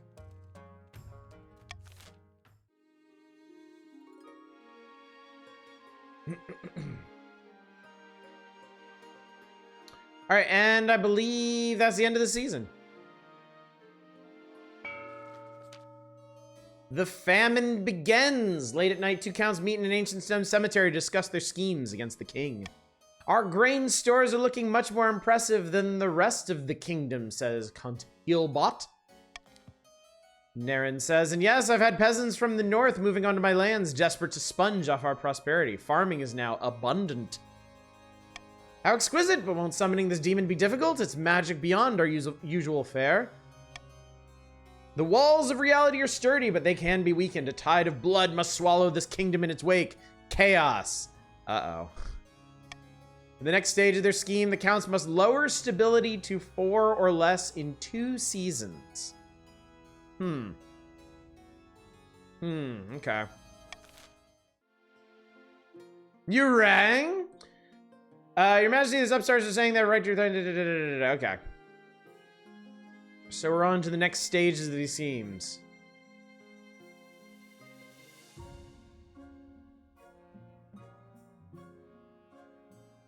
So it seems like the barons and the chiefs have a pretty easy task this time. It's the counts that are going to have an uphill battle. You're summoning a demon to make the kingdom more secure. Chiefs want to end the world and the counts want to summon a demon.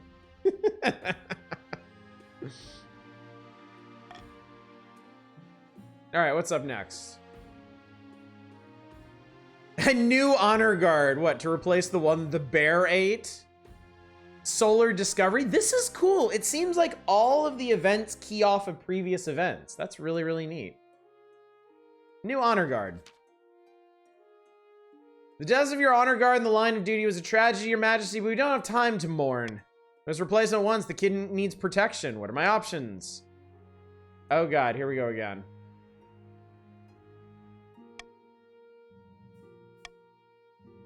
Since your previous honor guard were northern warriors who died horrible deaths, you're unlikely to find any volunteers from the north to replace them.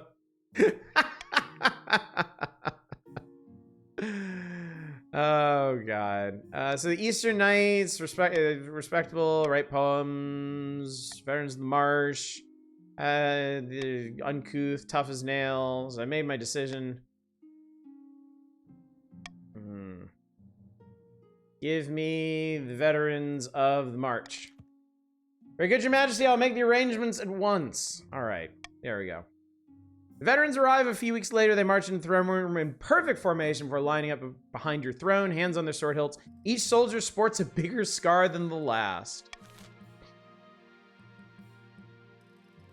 The chief sucked out loud last time, so why would you want any of them again? All right, solar discovery. Curious about this. Count Vesti, Your Majesty. While scouting the north for a prime eclipse viewing spot, my servants discovered a portal. It's a shimmering shadow hanging in the air, about the size of a door. We threw a rock in, it returned as a slab of polished obsidian. Oh, what? Naturally, I sent one of my servants through next. Jesus Christ, Vesti! They saw a red wasteland beneath a sky whose color defied description. I recall a tale from my childhood of such a land where fairy beings gave vast riches to those brave enough to visit. Riches, you say? This portal is on my land, so I have the rights to any riches it may contain. But I discovered it. Well, my servants did. Great treasure lies beyond, I'm sure of it. Oh boy, here we go. All right. Option A, Cheap Deep Thought owns the land, so they own the portal. This will change Defiance. Probably Chiefs down, counts up. Vesti discovered it, so he can explore it. This is probably counts Defiance down, Chiefs Defiance up. Whoever has the most money should hire an adventurer to explore. And that is going to cost y'all money, as it turns out. Keep your wife happy, my king. Is that servant now wealthier than you? Chiefs down, counts up. That's the way we like to vote. Okay.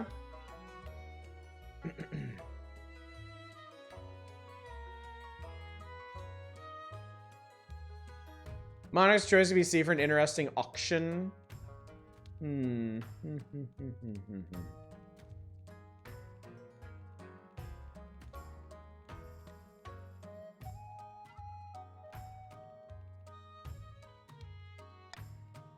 Sure. Let's see what happens. The vote begins, chat. 30 seconds remaining.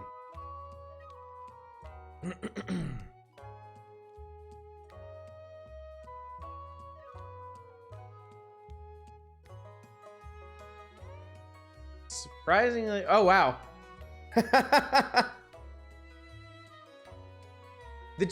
The Chiefs form an extremely solid voting block, which is interesting.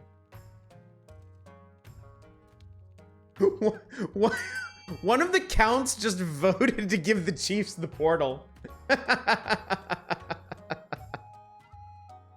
That's amazing. All right. Can't change your vote? Yeah, I imagine not. I imagine once it's logged, it's in there. That's me. That portal is bad news. Does it actually tell you if you mouse over him? Oh, it doesn't. All right, the voting is concluded, chat. 8 nobles vote for whoever has the most money should get it. Scrabbling for gold, Vesti wins out. He plucks out a young recruit from Adventurers Guild who begins preparations immediately. Count Vesti's wealth has decreased. You are poor now. Oh, wow, and that avoided any kind of shift in Defiance. That's interesting. We do have unique icons if you can read them, yeah. All right, and requisitioning rare reagents. Audish, I've come to ask a favor. I recently purchased a very rare reagent for all my alchemical studies, the powdered tusk of the greater black march boar. Lamentably, it's been delayed. I was buying, oh god, crabs. I was buying it from Baron Will the Pill. Could you ask him about it if you have time, of course? I'll look into it. How delightful, let me know how you fare. You summoned Baron Will the Pill to the council chambers the next day to talk in private. Hail, your majesty, what can I do for you?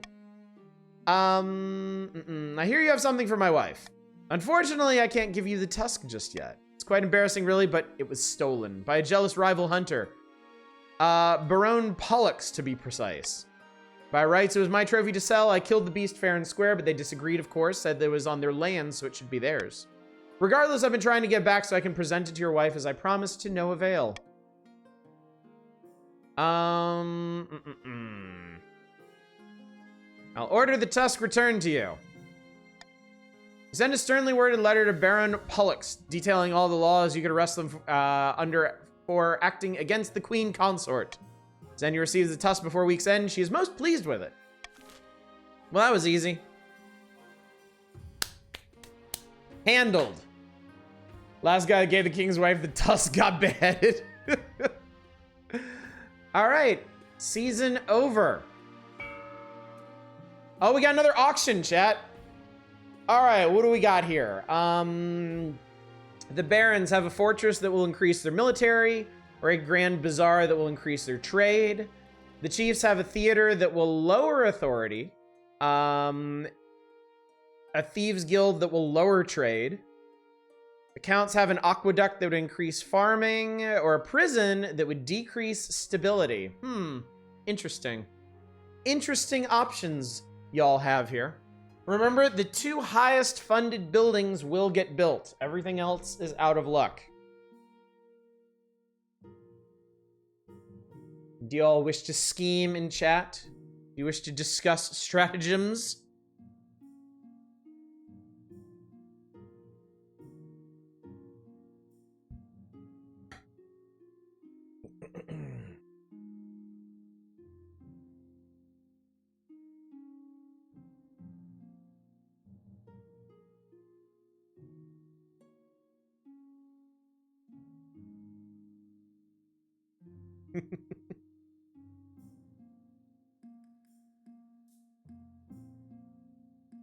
The king, of course, will remain apart from this. I shall allow the court to deliberate and scheme as they will.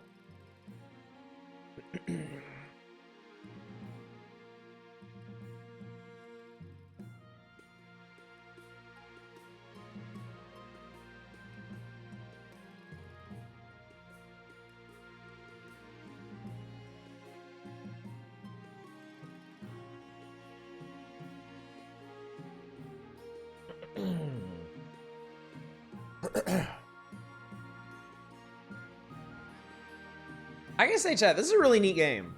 For a streaming party game like this is surprisingly in depth. I really like it. It's got elements of visual novel and strategy and role playing. It's super fun. F you.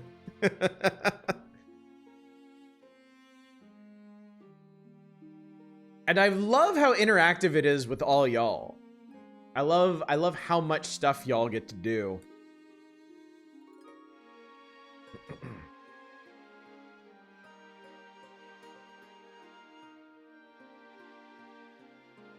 Anyway, chat, I'll give you another minute or so to scheme, and then I'll start the auction.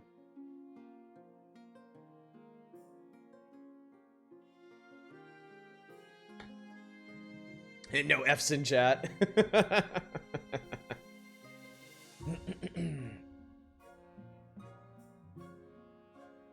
Everybody vote F really quickly, then I'll put a chat into emote only mode.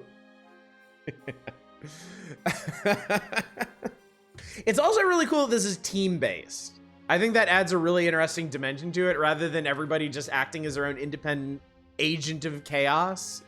Y'all are ostensibly supposed to be working in concert here.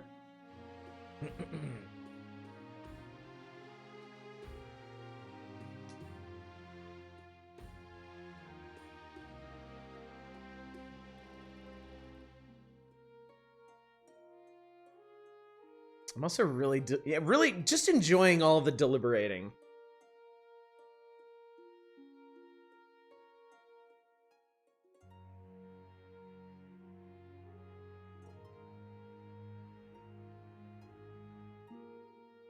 Chat coordinating? I know, amazing, isn't it, Chaos?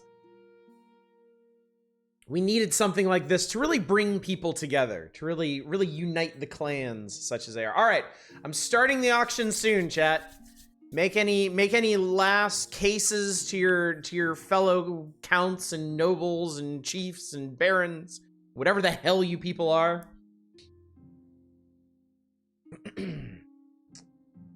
I'm gonna start this very soon. Very soon. In fact, I'm gonna give you 10 seconds to deliberate further. 10, 9, 8, 7, 6, 5, 4, 3, 2, 1. Begin! The 60-second auction is on! Bid your little hearts out. Currently F and C with an early lead. Switching now to F and B. C, back to C. C and F. F and C, they're neck and neck. Actually, they're not neck and neck. F is significantly ahead of C. C and F, F and C. C and F, F and C. 30 seconds left, chat.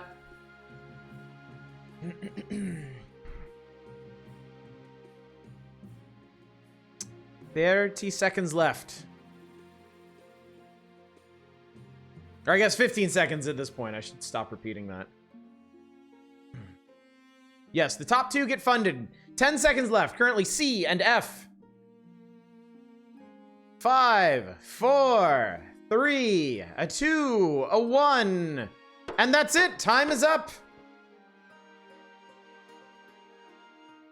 Buildings funded. The prison for the Counts, funded by Le Retro Spiso. And the theater for the Chiefs, funded by Will the Pill. Y'all just voted to tank our stability and authority. That's great. That's really great. Love it.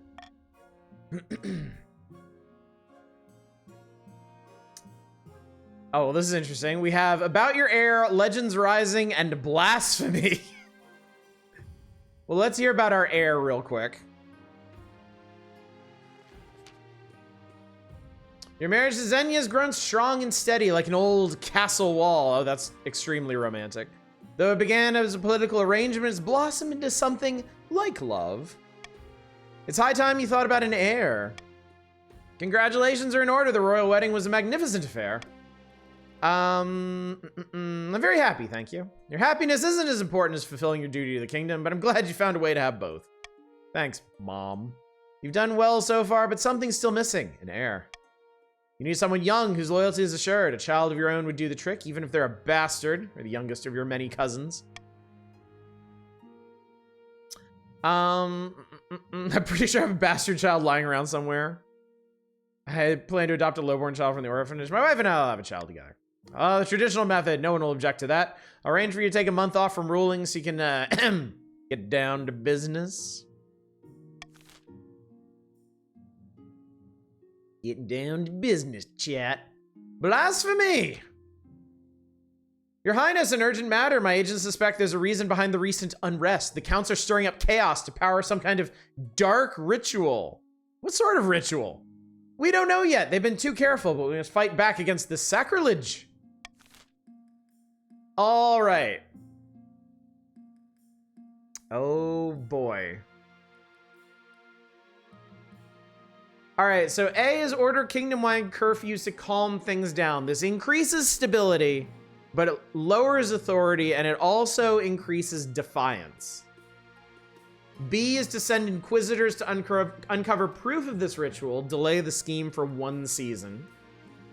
Or we can just leave the Counts to their petty business, whatever. Need the golden choice, I'm broke. Hell yeah, eh? We're all broke, to be honest. A shame, really. Counts out the lowest defiance anyway, it's fine. Yeah.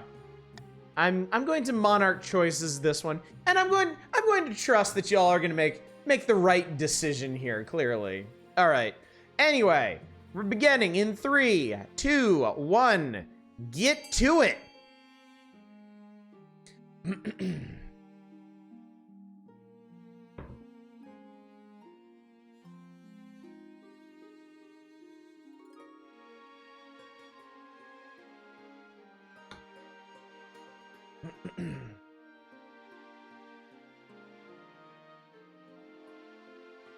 That went about how I expected.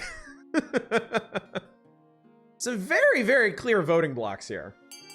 No stability.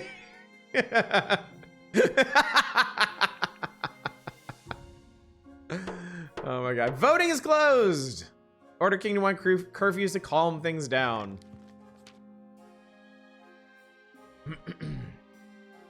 The citizens approve of curfew, but things do settle down throughout the kingdom. You can only hope it's enough to stop the counts. Stability is now stable. Authority is now mocked. Defiance is now grumbling and aloof. Well, that should make for some exciting happenings. Chat's a bunch of cops. This is making me hate all the rest of chat. The system works. The system works. Legends Rising. You're aware of the ice giants, I hope. Brutish creatures that live in the frozen wastes beyond our northern borders. In a time before time, they ruled the north and kept people as slaves. Wait. Point of order? The ice giants that the chiefs are trying to bring in for Ragnarok kept people as slaves? The chiefs are willing to let bygones be bygones. They're forging an alliance with the giants to bring down your kingdom. It's even worse than I thought. Quite. My intelligence suggests that the chiefs have offered up the kingdom as plunder for the giants when the time comes. It's not often I say this, but the kingdom's strong economy is a problem. Even ice giants can send such a lucrative opportunity. Well, what am I supposed to do? Tank my economy? That would certainly be one strategy, yes. Oh god. Oh Christ.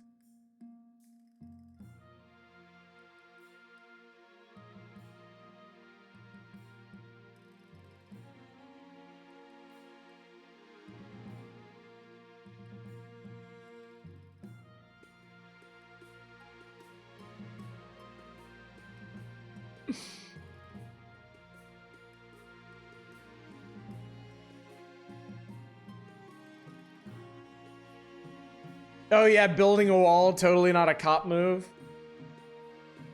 All right, well, we're gonna see where chat's true motivations lie, because I'm vetoing A for pretty obvious reasons. All right, starting the vote in 3, 2, 1, go. Build that wall. We totally won't put in a hidden back door, honest.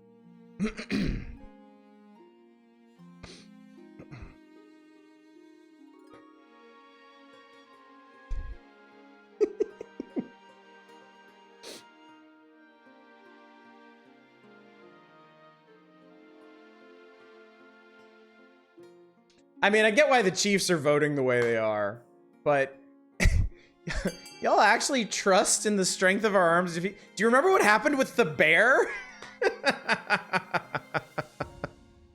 Do you remember what happened with that? Voting is closed. We trust in the strength of our arms to defeat them. Council has decided not to act. Even the threat of an ice giant invasion is enough to get them off their backsides. Just trusting the strength of your arms. All right, and by some miracle, we've survived another season. Incredible. Send the king out alone to fight the ice giants. I'm halfway expecting that to happen by the end of the game. In a distant fortress, somewhere in a dark cellar, a nervous baron is showing his guests a stupendous cache of explosive gunpowder. Behold, spake Baron Tradon. Great God, spake Baron R.V. Winkle. By my life, isn't it rarer than gold dust? Over here it is. This isn't just the biggest stockpile in the kingdom, but the only one. Now what do we do with it? Oh shit! Barons, you're voting. You're voting for a goal. Sneak the gunpowder into the palace and blow them all sky high. Goal, raise stability. Start manufacturing muskets and cannons to make our military unbeatable. Goal, raise own military.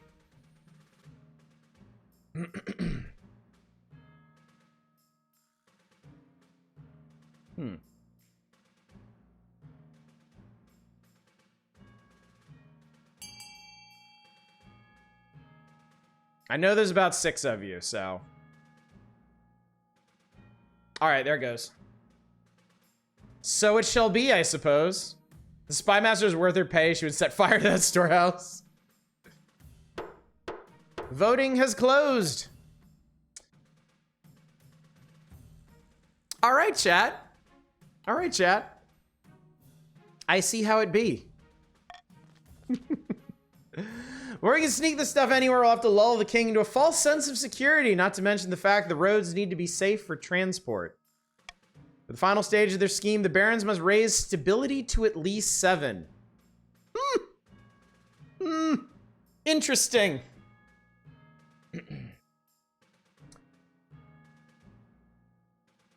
Oh no, the council has summoned a demon. We have to stop them, and now let's blow up all the innocents in the palace. That's so much better. Like with that. All right, the end game. At least one region has entered the final stage of their scheme. If they pass it, they'll win the game. There are some exceptions. If 2 or more regions pass the final scheme stage, the winner will be decided at random. Oh, wow. If stability, authority, or treasury hits 0 and a final scheme stage passes at the same time, that scheme takes priority. Oh, cool. Very cool. If a rebellion ends with a rebellion win and a final scheme stage passes at the same time, the scheme takes priority. The monarch can only win in ambition events, which will appear after you've acquired an heir. Okay, great. Wonderful. Back in the north, Chief Lodrelhai is hosting yet another feast at their clan hall. Mead is being passed around in good measure, and some chiefs are dancing on the tables. That can only mean 2 things, really good news or really bad news. Get fucked, Audish. Oh, get fucking... Well, that means something completely different. Chief Lodrelhai, Satellite Sun, pass me the drink, you old lout. I'm drinking until my ancestors feel it. Were those ice giants I saw on my way through your lands? Have we really done it? Your eyes don't deceive you, pal. They'll be marching with us come the morrow. The gods are good, but what happens after the ice giants march? Acts of my ancestors. I hadn't thought about that. Someone fetch me another drink, then assemble the other chiefs. Quickly, damn you. Didn't think. Oh, okay. Chiefs, let the ice giants fight alone and swoop into the kingdom's rescue. Goal, lower authority. Or march with the giants and devastate the kingdom. Goal, lower stability. Chiefs, you have a very important choice to make here.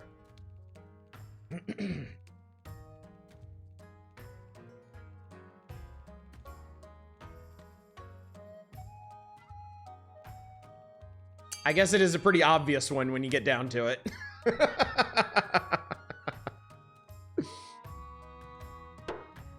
Voting is closed.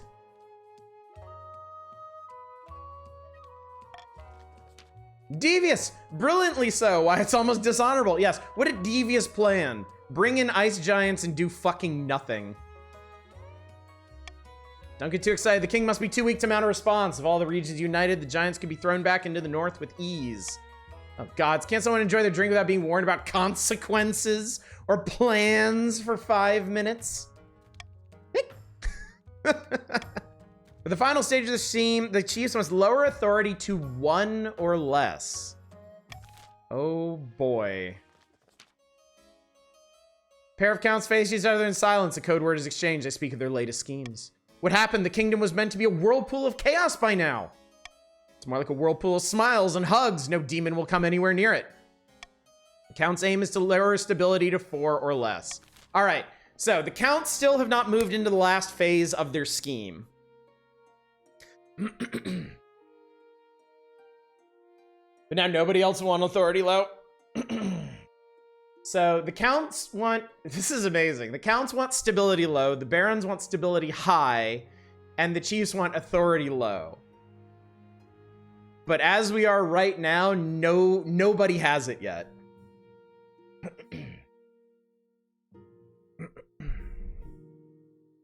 The barons steadfastly deny selling arms to Ashmead for 500 wealth. The other nobles gain 200. Jesus Christ, y'all are rich. Give me some of that.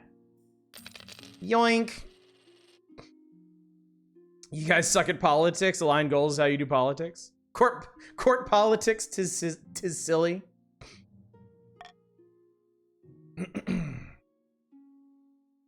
Oh boy, a laughing stock? A laughing stock, the adventure returns horror in the east. Okay, let's see what a laughing stock is. We learned from the US Congress. Yeah, we're so many of us are Americans here. You should be amazed that anything is getting done whatsoever. Your Majesty, the acclaimed playwright Percival Sullivan has written another smash hit. All the theaters in the capital are showing it nightly. What's the problem? Problem is the new play features a character obviously based on you. I don't like where this is going. The character is played by a professional clown named Biffo. At one point, a bucket of custard is upended over his head as he sits on the throne. Your Highness, peasants and nobles alike are watching this play. The theaters are packed. You must put a stop to it. You simply cannot be known as King Biffo.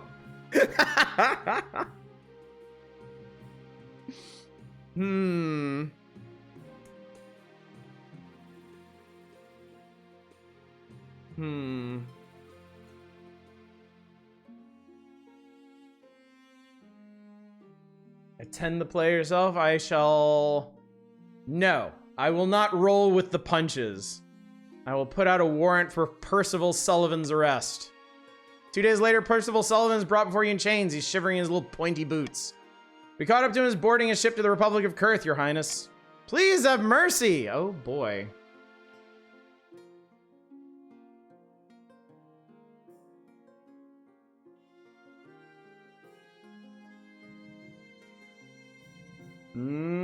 Okay. No punch rolling here. Execute him, let him rot the dungeons, or him change the role into a heroic one. Well, chat, stability is exactly where I want it, so we're gonna change it into a heroic role.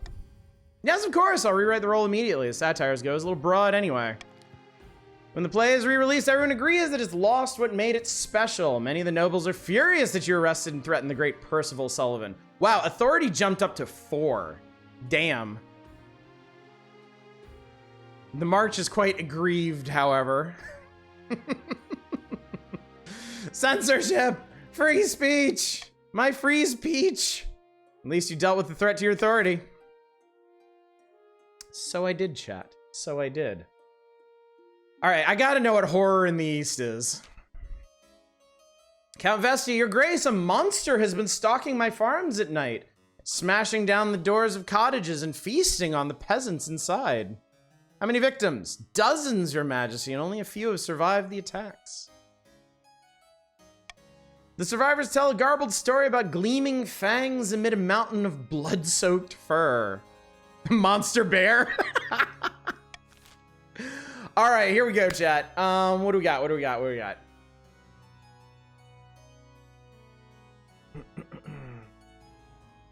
We can send the Count's army to deal with the abomination. That is a 35% military chance. We can offer a substantial bounty on the monster, which will lower defiance. Or this is no concern of ours, both farming and stability will drop.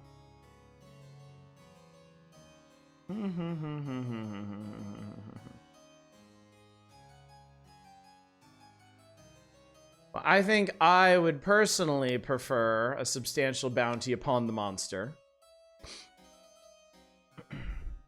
All right, chat, we are voting in 3, 2, 1. Here we go. Be quick about it. All right, the voting block of the counts is pretty obvious.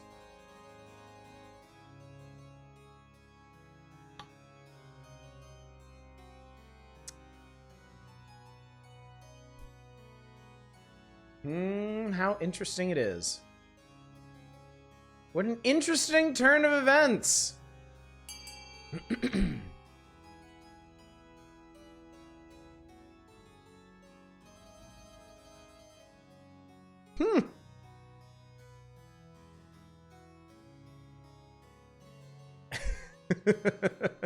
All right, so be it. We shall offer a bounty upon the monster. Voting has closed. The bounty is placed. Hopefully some enterprising monster slayer will claim it soon. So great. The defiance in the least defiant region was lowered. Okay. I suppose whatever dire consequences are going to come of that will come in a different season. Probably won't have to actually pay the bounty. All right, the adventurer returns.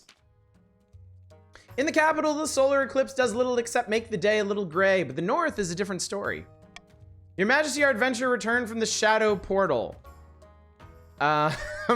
Some horror ensued, I assume. It's a 55% chance either way. The Adventurers Guild swindled me. Challenge failed. The adventurer went in the portal, which promptly spat out their corpse with no riches at all.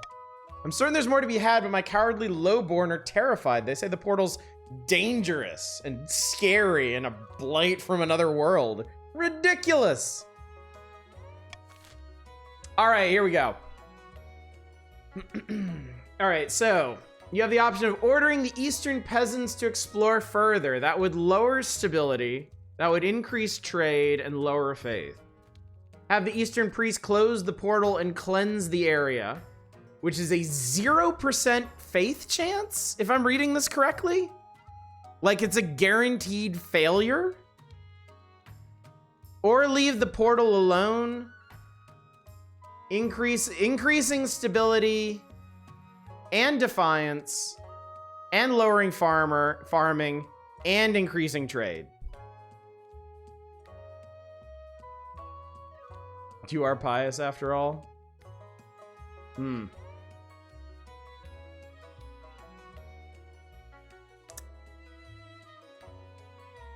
You're not pious at all? Yeah, that's true.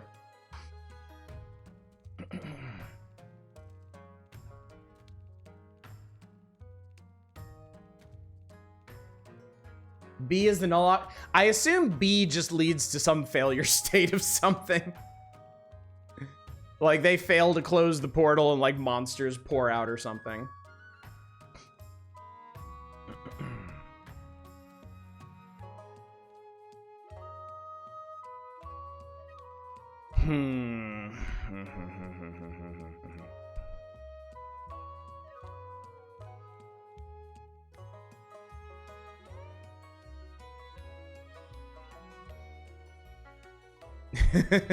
Tempting to see Audish auto fail.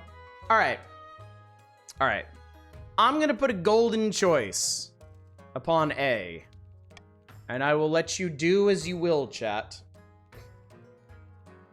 Let us see how you shall vote. Starting in 3, 2, 1. Go ahead.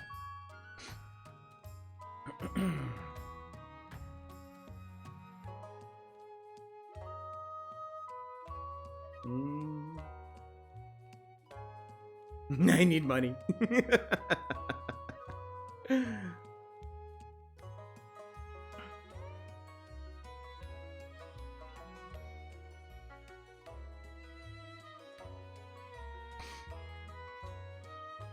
I wanted to vote B otherwise.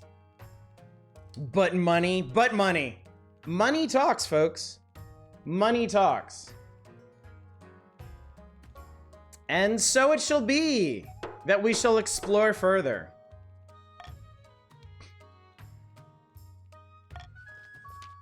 The villagers are horrified, but there's no arguing with the council's decision. One explorer returns with no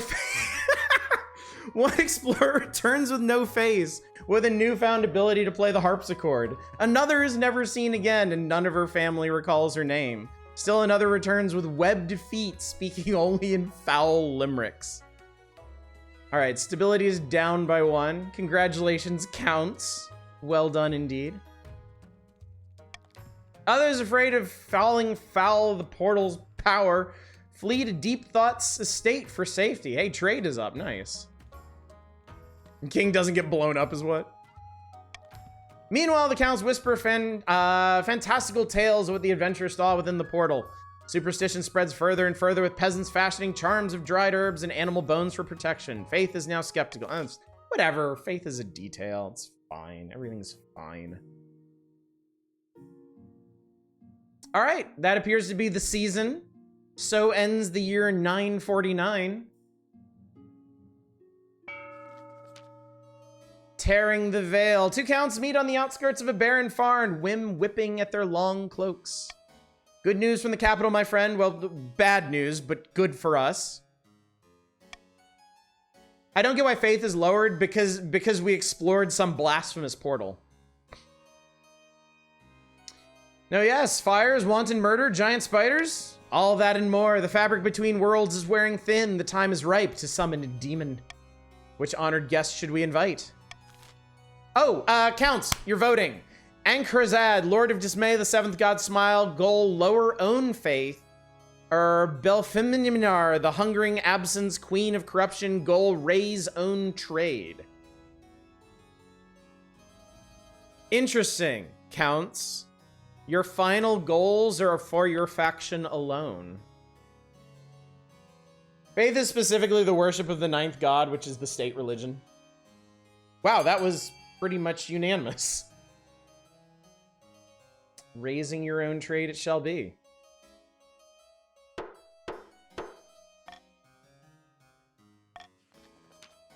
Belfeminar will bring pestilence and starvation to the land. She is perfect for our plans. When she arrives, the crown will be ours for the taking. Her summoning ritual requires rare reagents from across Celeste Ath, the petals of a Sarakanese orchid, the eye of an Ateshi salamander. Indeed, we'll stockpile resources before initiating the rite. There's no time to waste. For the final stage of their scheme, the counts must raise their trade to at least 8. All right, so the counts need 2 points of trade. Should have voted for the non-faith option. All right. All right, tweaking the laws. Let's see. What the fuck? Nobles must vote for their least favorite option, and the option with the least votes will pass? Anonymous voting, how nobles choose to vote is hidden from the monarch's view. I mean, that kind of doesn't work because I can see y'all in chat. 500 treasury, the nobles vote for the select option, the nobles vote otherwise, minus 500 treasury. That's so fucked up. Reverse voting is so fucked up. Like, I'm honestly probably better off with my current laws, but it's so messed up, I kind of want to take it. It's just, what am I going to replace?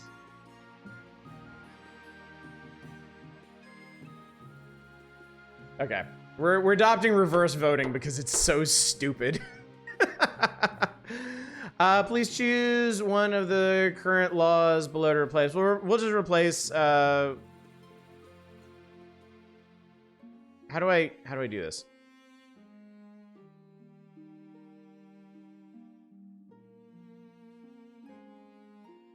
Oh, I did. Okay, cool. All right. It was very subtle, chat. All right, continuing to rebellion report. 1 or more regions are able to rebel as their defiance stat is higher than both authority and stability. If the rebels get more victory points than the loyalists, they'll win the game. If the loyalists get more victory points than the rebels, they'll put down the rebellion and continue the game. If multiple regions rebel and win, a vote between the 2 rebelling regions with the highest stats will determine the successor. Important, rebelling regions have their schemes paused. Regions with a high military stat are more likely to overthrow the monarch with a rebellion.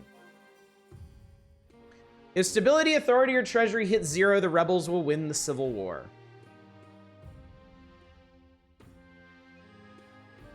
Defiance is too high in 1 or more regions considering rebellion. Rebelling will stop the region from advancing their scheme, and they can't be taxed or take part in normal votes. So the barons in the march are on the verge of rebellion. I guess this is something that you'll be able to screw around with if you want during the year. I've got my eye on you. How much rebellion does everyone have? It's over here. It's defiance. So the barons are at 5 defiance, chiefs are at 4, counselors are at 2. If your defiance is higher than authority and stability, and both of them are 4, then a rebellion is possible. It doesn't seem like rebelling is something that you do, like you can just do. There's probably going to be an event for it. I imagine it'll come down to a faction vote. Probably. Yeah, and don't forget, being in rebellion pauses your scheme. So you can no longer win by your own scheme if you are in rebellion. So, and I remember when it was talking about schemes, it's like if a rebellion succeeds, isn't it something like if a rebellion succeeds but someone else's scheme succeeds at the same time, the scheme takes precedence or something like that? Oh, and factions in rebellion would no longer be able to vote. Yeah. Yeah. Okay. Interesting. This is so cool. This is such a neat game. I like this so much. All right, anyway, I'm going to end the year. We shall move on. Oh, Barons can vote to rebel at any point by typing !rebel, and then it just happens, I guess. You need 4 of your Barons to vote to start a rebellion.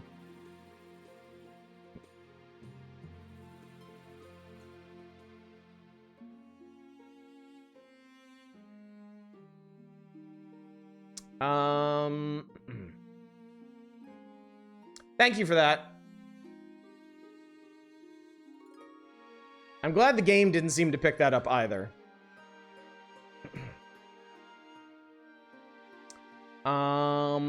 Let's see here.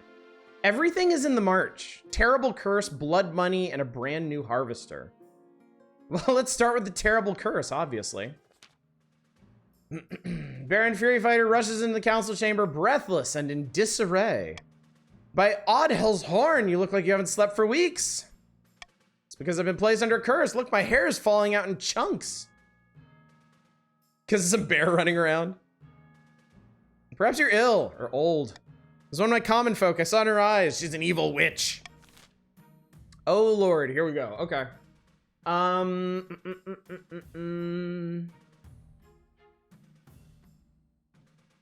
Have the so-called witch tested. This is a 60% faith challenge. Send scholars to the Marcher lands to find an explanation. This is a 40% stability challenge. And have the accursed Fury Fighter sent to the north to relax.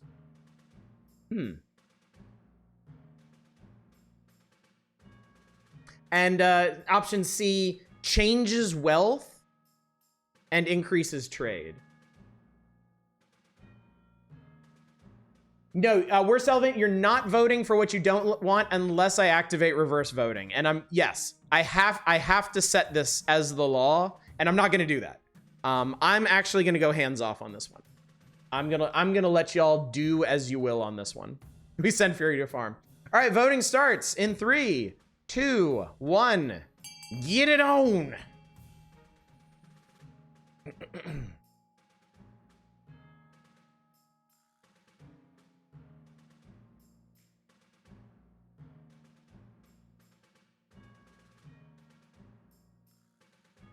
Damn it, Twitch.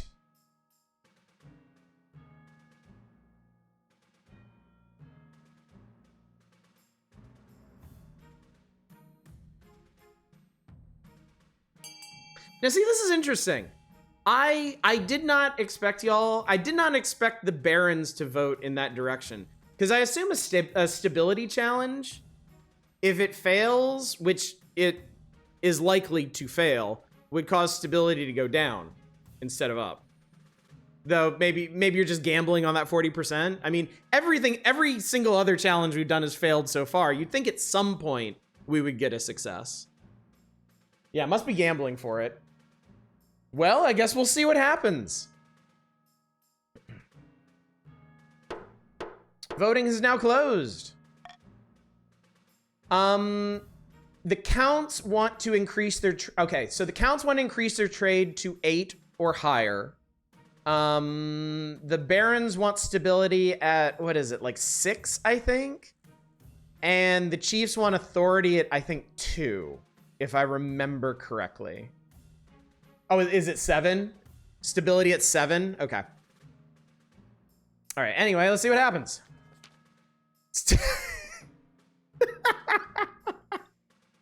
It always fails.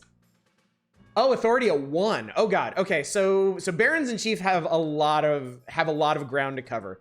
The counts Paradoxically enough, are probably the closest to their goal at this point. If you insist, but the curse isn't broken soon, I'll be the laughing stock of the march. Stability challenge failed. Defiance is now mutinous. Unfortunately, Quail University's finest scholars are mystified. The curse, if that's what it is, does not fade away. Fury Fighter is forced to spend his hard-earned coin on dozens of new hats. Oof. Oof. I can tell you what that's like, Fury Fighter. It's not quite the curse it's made out to be, really.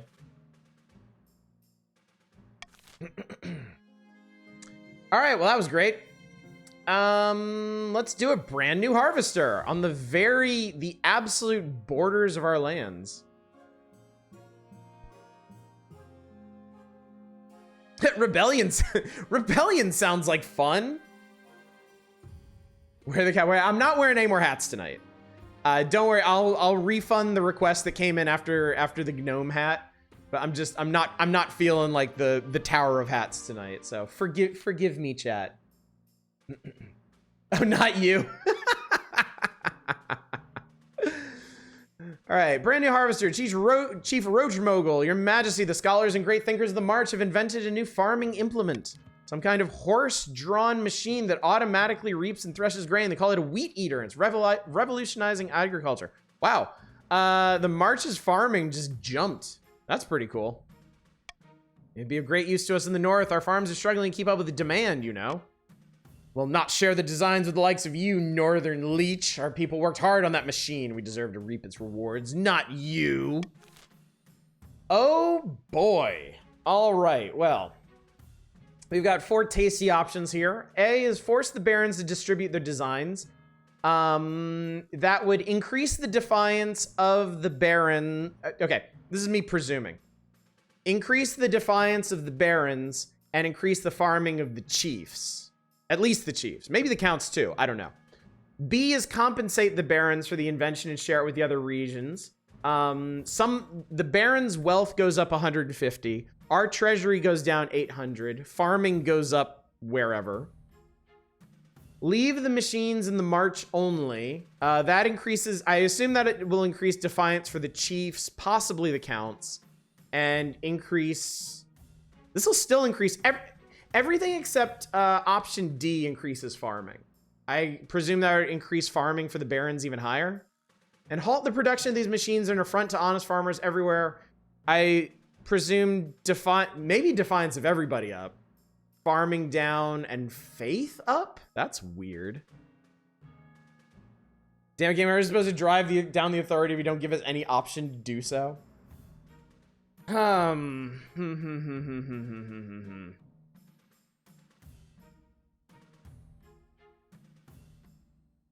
Mostly a question of defiance. Relax my fingers hovering over the rebel button. Barons are all bark and no bear. And defiance is toothless.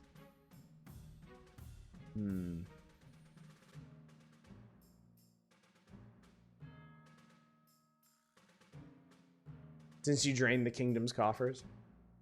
This is confusing.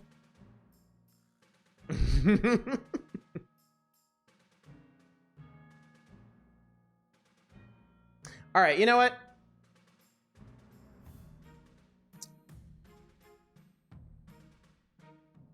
I'm gonna veto the compensating the barons option. Y'all can choose where you want defiance to go up. Go nuts, go crazy. It's probably what you're gonna do anyway. Voting is starting right now, chat. Get to it. What's it gonna be?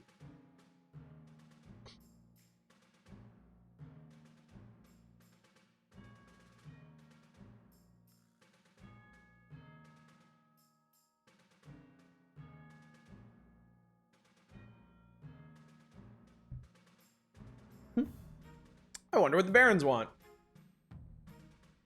All right, any other votes? I think we've made a decision here, collectively. Voting has in fact closed, forcing the barons to distribute their designs. Defiance 8. Wow, Defiance is now enraged. It's tyranny, I tell you. Punishing innovation and shackling the free market. It won't like that. Oh no, not the free market. In fact, the market doesn't mind much. The machines go a long way in improving agriculture in other regions, making your kingdom more prosperous as a whole. Farming increased in the north and the east. This is going to be bad for the stock market. All right, I think if you want to vote to rebel, you need to do it while we're on the map right now, because it's only showing 2 people who have voted to rebel. So feel free to throw that vote back in.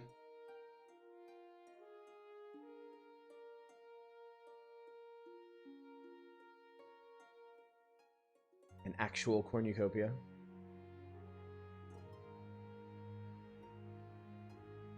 I'm gonna wait and see what happens with this last event.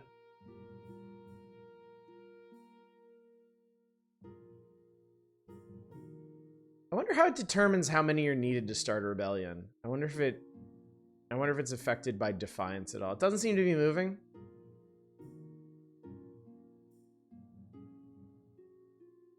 Two-thirds, maybe?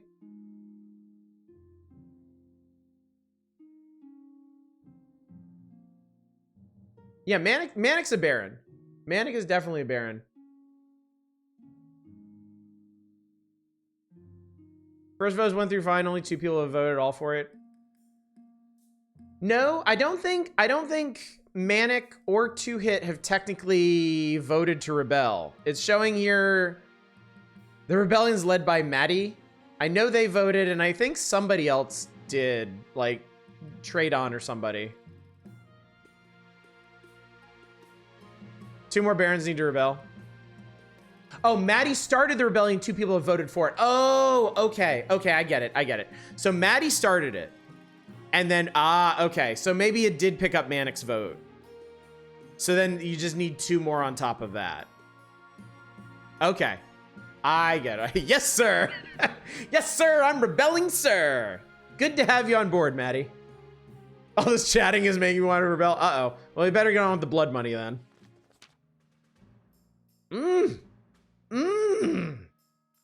Excuse me? Nothing is wrong. Absolutely nothing is wrong in the marsh. All of this makes wealth go up somehow. Really? Because you're looking at me like you swallowed a wasp. There's definitely not an old witch who lives at the border of my lands, and I definitely haven't been having money troubles. And most importantly, she didn't offer me a fortune in exchange for just a drop of my blood, an offer which I absolutely didn't accept. All right, well, Will the Pill, you made some money, but at what cost? I'm confused.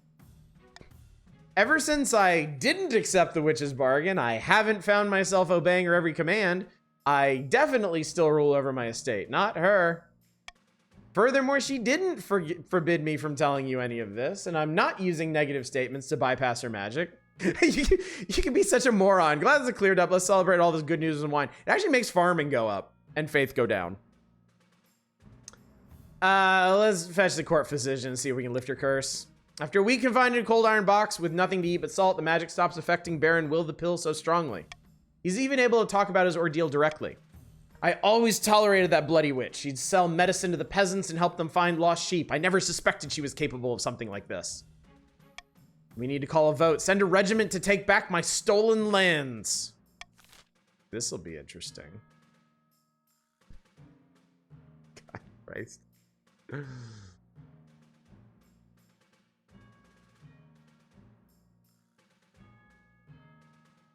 These are some weird ass choices.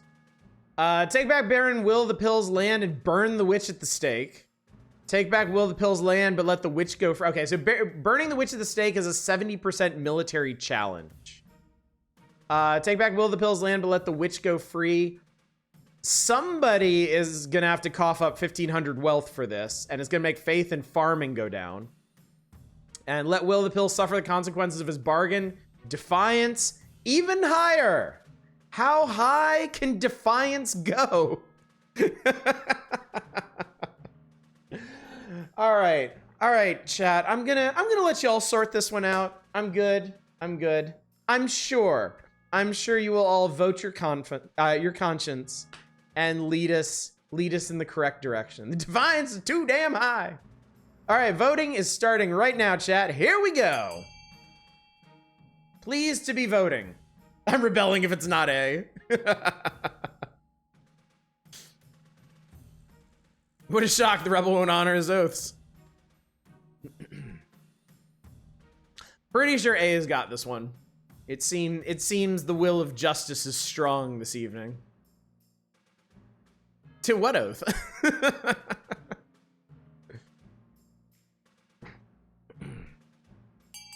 Yeah, that's a pretty commanding vote right there. I just want to see the military. Looking forward to another failed chance option. 70%. Surely something we do tonight has to succeed, right? Something has to. Right? It did! Oh my god! When the marcher troops arrive on Baron Will of the Pills estate, the land itself fights back. The soil opens up beneath them. Trees swipe at the horses. Well, the military challenge succeeded and defiance is down. 70% was too high for me. But they fight their way through with minimal losses. The witch tries to escape, but she's caught by sentries posted around the perimeter.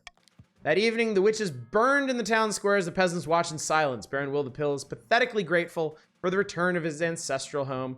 Their faith is now devout. That's pretty impressive. That's quite a bit of faith. As opposed to the counts that have a tiny bit, and we're gonna get rid of the rest of it. And the chiefs who have fucking nothing. Nothing. But the fields are never again as bountiful as they were under the witch's reign. Ah, you took a little hit to farming there. Oof. Well, all's well that ends well, I suppose. All right, and that appears to be the spring of 950. Uh-oh. We only believe in steel and gold. The barons are agitating.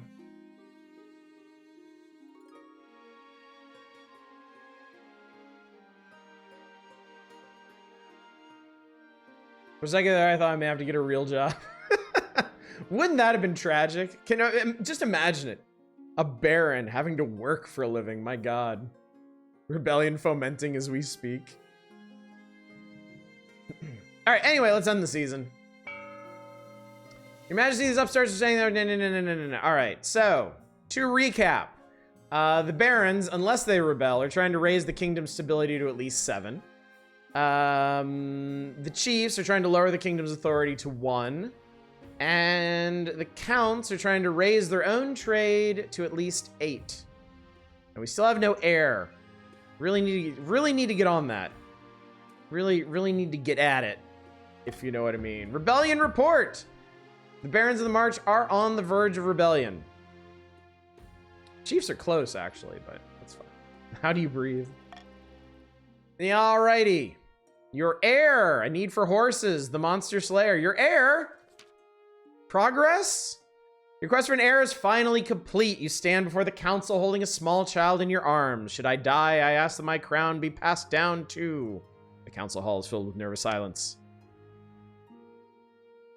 This actually increases stability. My child. The assembled nobles break out in polite applause. By designating an heir, you've cemented the stability of the kingdom. Yeah, but like, how much? Okay, by 1. Okay. Your Majesty, may I be the first to congratulate you on the birth of your child. What is their name? Audish the Second. Poor Audish the Second. Hurrah, Your Majesty! I'm sure little Audish 2 will grow up to be a chip off the old block. So be it, chat. So be it. Like Rocky 2. All right, a need for Horton? No, I don't think so. Monster Slayer. Monster Slayer. Let's see what's going on with the slaying of monsters. Audish 2's that, our current monarch is Biffo. Audish 2 is very optimistic naming. It assumes an Audish 3. Your Majesty, you offered a bounty on the monster in the east. I could have collected it by now, but I wanted to speak to you first. Why is that? Last week I hunted the beast down, found it feasting on the remnants of some unlucky peasant.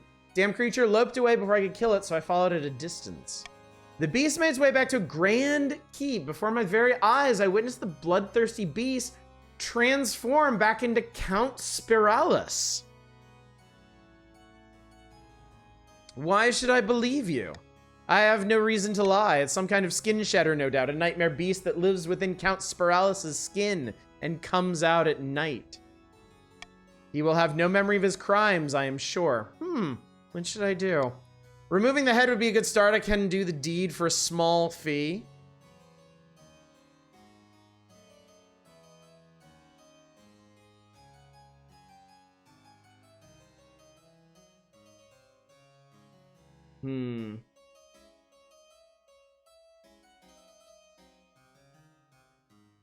I just joined. I'm already a monster, so that's where you've been lurking, Spiralis.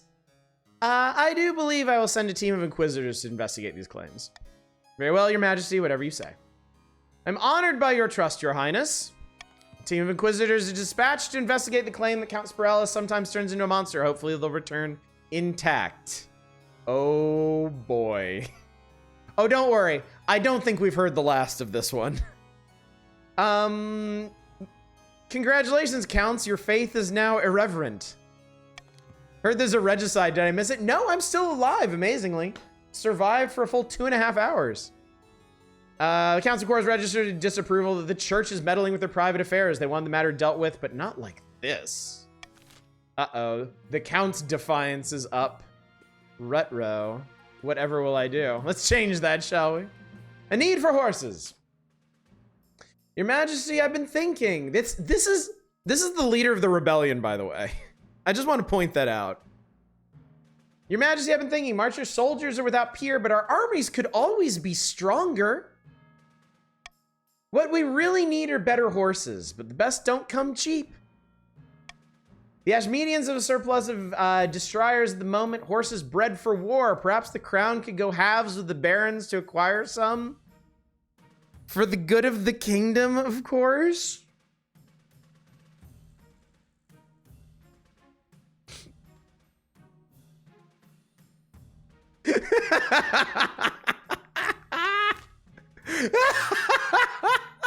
Oh my god. Just go halvesies, that's all.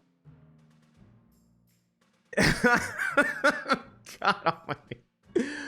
Well, this is an easy choice. We'll veto this. Go nuts, chat. Voting begins. Encourage the barons to breed their own destriers in the march. Is a 70% farming chance. Discourage the barons' reliance on war horses. Defiance more. Enjoy yourselves.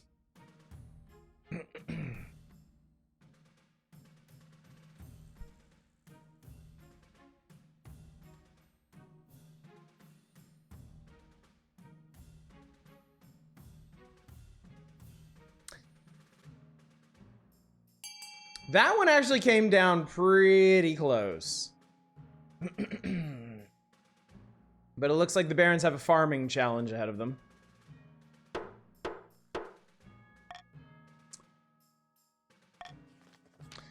Hey, y'all succeeded. Congratulations. The barons get to work learning everything they can about horse husbandry and the best breeding techniques. Hopefully you'll see positive results by next foaling season. Hopefully not.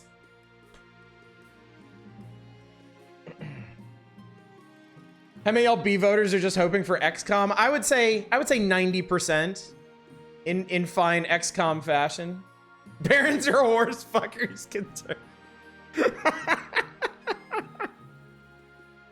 Oh my god.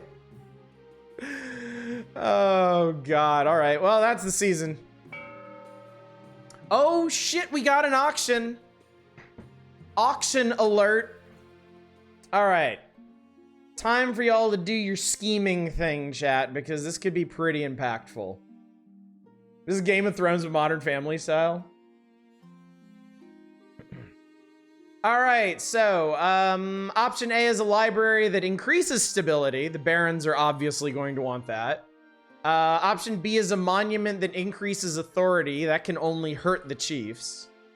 The chiefs have a deer park that lowers farming. That's kind of odd. We haven't started voting yet.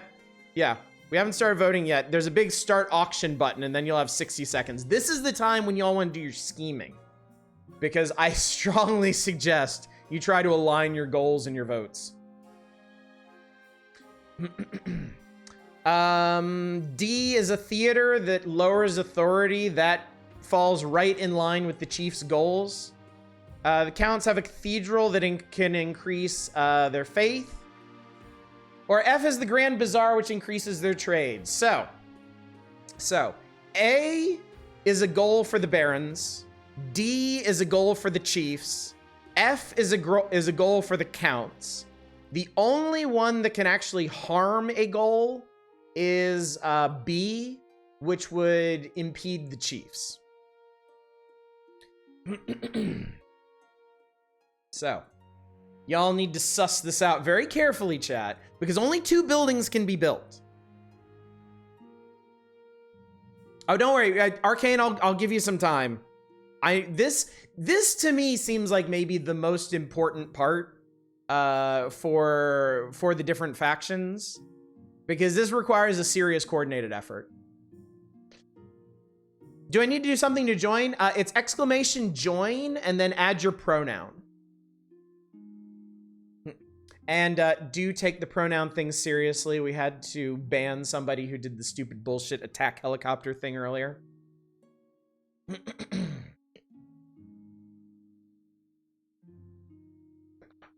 So yes, 2 of these buildings, whichever 2 buildings get the most funding for them, are going to be built. A benefits the barons, D benefits the chiefs, F benefits the counts, and B will hurt the chiefs. I'll buy you a boat if you go A.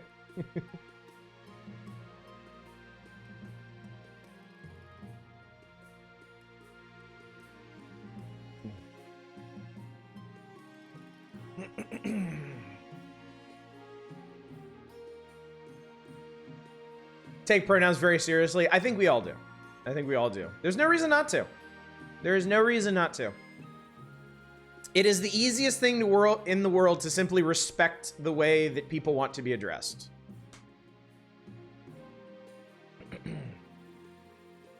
Show the full noble list, please. Not all of us are on the right. Here you go. Have you a look-see.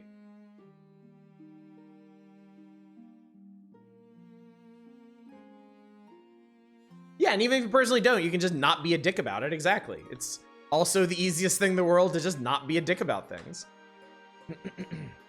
Counts have a disproportionate number of people. I think I am in theory. My theory is that, you know, obviously not everybody has been sticking around for the entire game.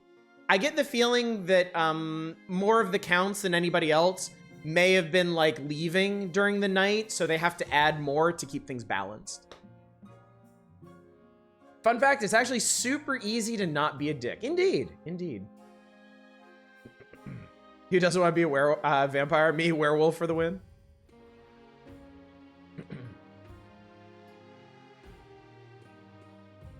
How many counts? 1, 2, 3, Oh, can you leave? I don't think that's ever been mentioned anywhere. That's interesting.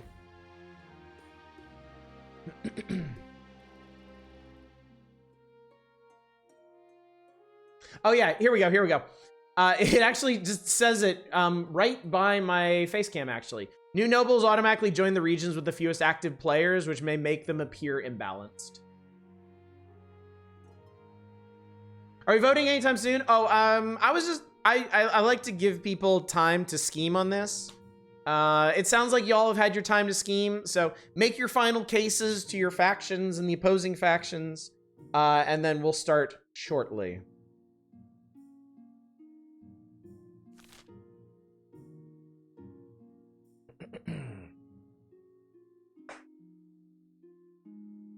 It seems each of the factions are going to lean heavily into their own interests.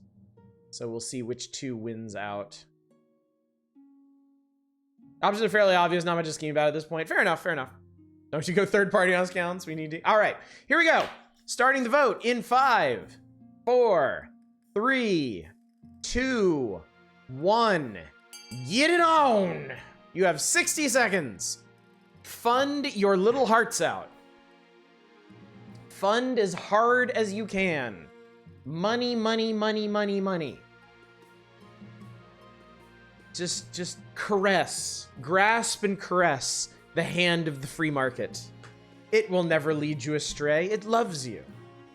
So clearly. Currently A and F with a significant lead. A significant lead. I'm gonna fund it so hard.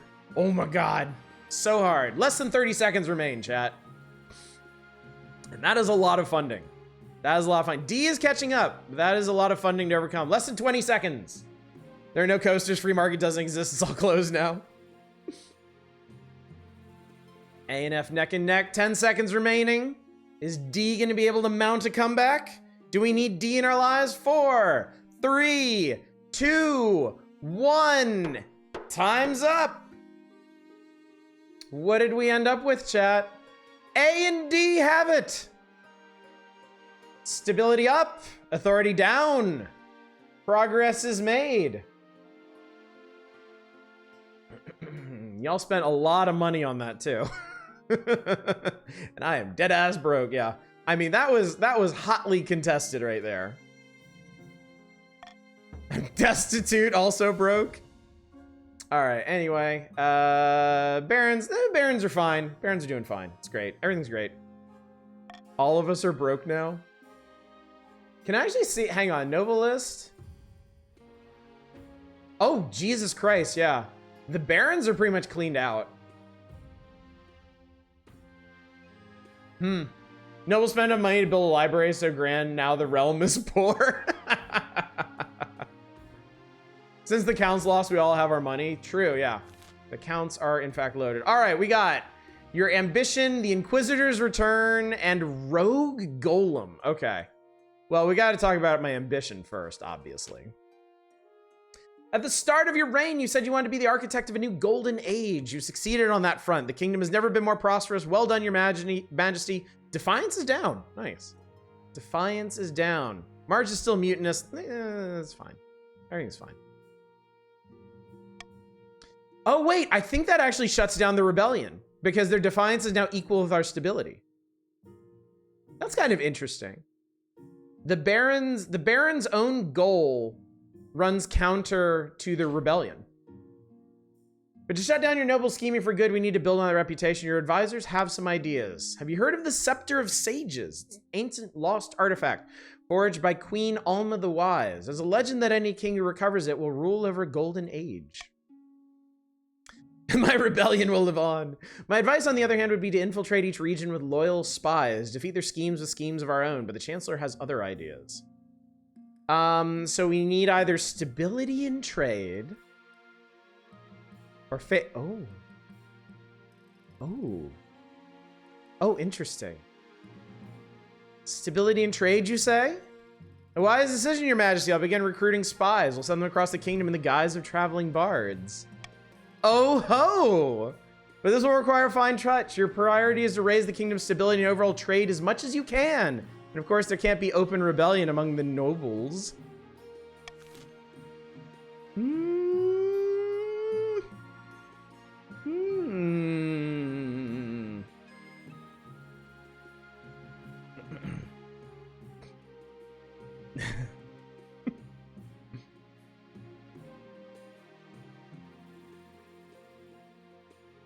Yep, rebellion halted.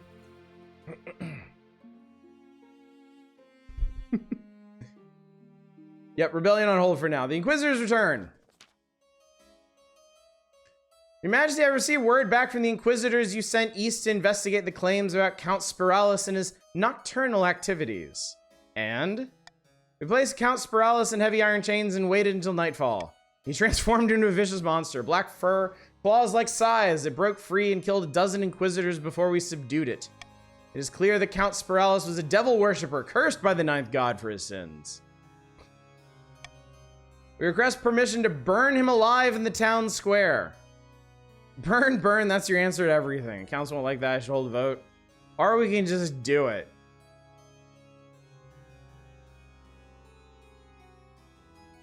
Spiralis. Spiralis, sorry, buddy. Nothing gets the peasants going like a good public burning. You hear reports that Count Spiralis transformed into a monster halfway through. Peasants' belief in the ninth god has been raised to new heights by such an impressive spectacle, while the counts are furious to have been humiliated so publicly. Count Spiralis has died. Spiralis... That's awesome. Spiralis 2 has joined the council. Defiance jumped up by 3. Faith has jumped up by 4. God damn. I wonder if the events in the back part of the game now are just gonna have like huge dramatic swings. That was just my first form. All right, let's see what this rogue golem is all about. Rogue golem is crossing our territory over the Ashmedian border, Your Majesty. This could be an exciting opportunity. So you say, Weris. So you say. What's so exciting about it? Please, my liege, this is our chance to figure out how this golem magic works. We can even turn it against Ashmead.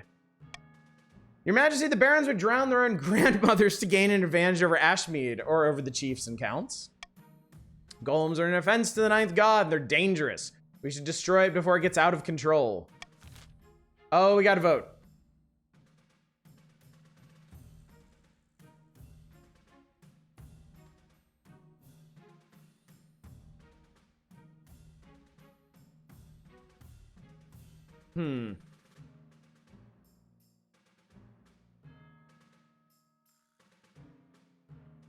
Were these consequences for ants? Yeah, sorry about that. All right, A is use it as a source of labor. 50% chance of something. B is added to the marcher army. 60% chance of something. Take it apart and figure out its secrets. 70% chance of trade. And destroy it raises defiance, faith, and stability. So, I mean, it's not going to be hard to figure out what the barons want. It's probably not too hard to figure out what the counts want. Coincidentally, those are both things that I want. And then there's the other options. So. I'm gonna leave this to you, chat. To be fair, I think the trade applies to the barons, not the counts. Probably.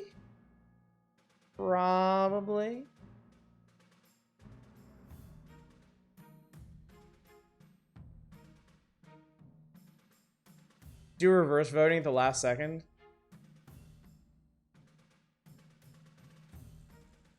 I actually have a better idea.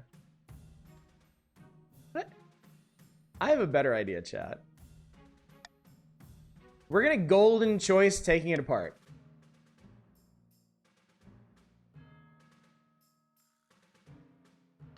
Anyway, voting begins in 3, 2, 1, go!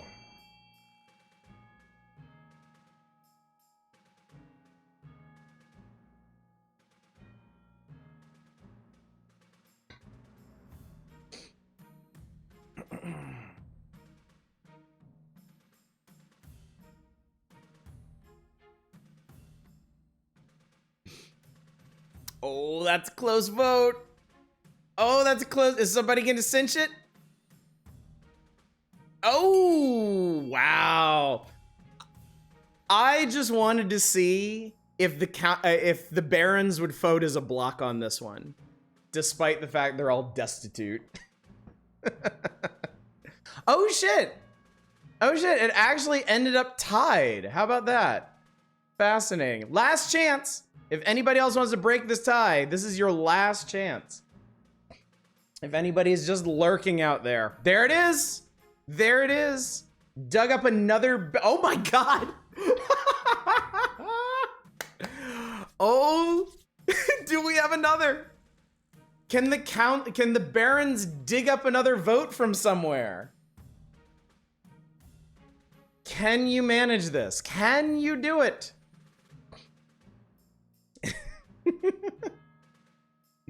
I'll give funds to whoever votes. You can't do that. All right, voting ends in 3, 2, 1. Voting tied at 10. Looks like we're taking it apart. I'm gonna laugh my ass off if we fail at this too.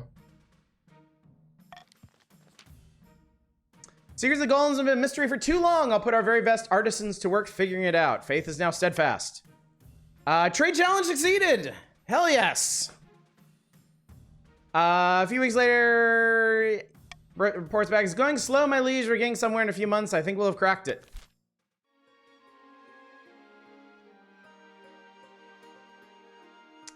I guess that means trade. Did trade go up? Where did trade go up? Or maybe trade, maybe, nothing happened? I think that means there must be consequences further down the line. That should be exciting. Yeah, it would be a trade challenge for the Barons. Most likely. So yeah, it sounds like we'll have a new event. All right, I guess that's the season. You take a small tax from the kingdom's commoners. God damn, the counts are rich. Counts discovered treasure worth 500 wealth in a long abandoned crypt. The other nobles would gain 200 wealth. Well, Jesus Christ, man. Yep, you getting taxed. Yoink.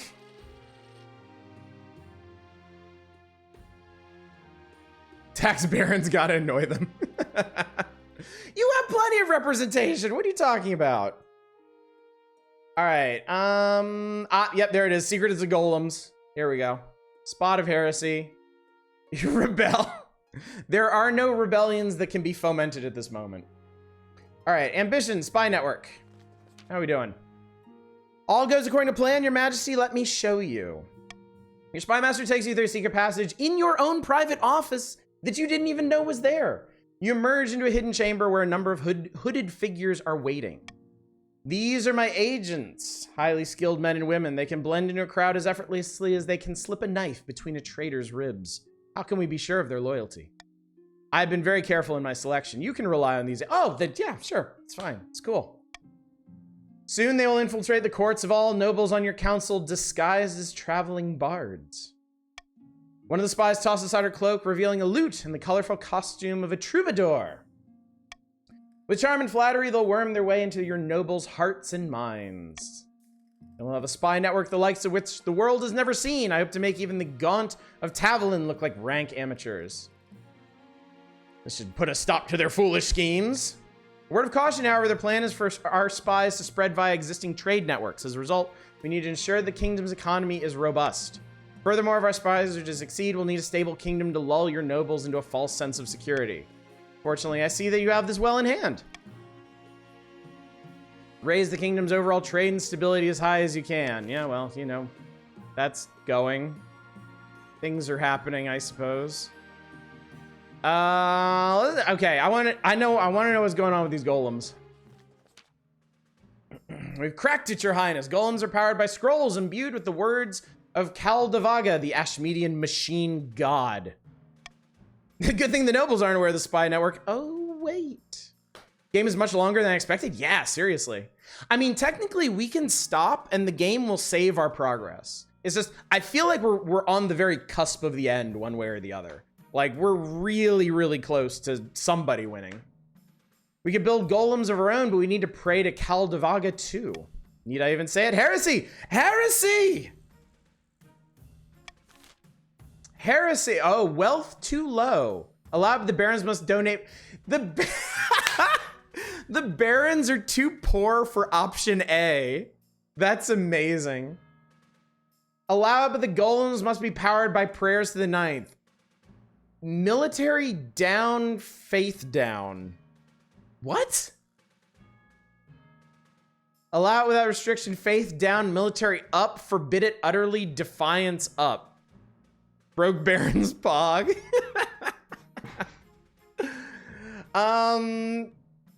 Why would military go down? I think the golems will not work if you power them by praying to the ninth. I think this just B just makes everything backfire. Like, the golems can only be powered by blasphemous prayer. Trying to do it this way just fucks everything up. B, I think the whole point is B is the option that the chiefs and the counts can vote up if they just want to straight fuck over the barons.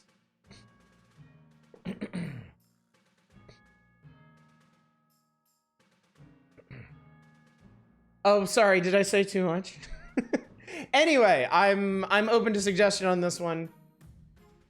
Barons, chiefs, counts, do your thing. Starting vote now. Feeling a little bullied.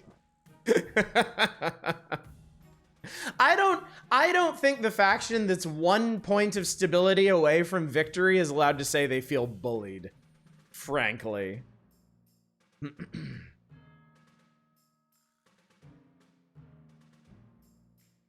I want barons to rebel. Looks like you might have the firepower for it. You just don't have the defiance for it, as it turns out. Oh shit, wait. You actually tied it up. Oh my god.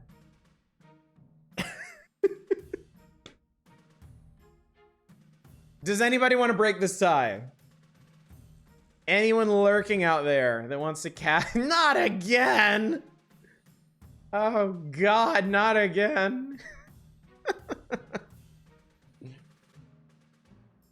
D would have been a benefit for the barons and the counts. Don't do by 9th god, they'll ruin the church and cause schism. 6 people lurking out there who want to vote D. Speaker of the house, Speaker of the Audish house is getting a lot of work in. Looks like it's gonna stand.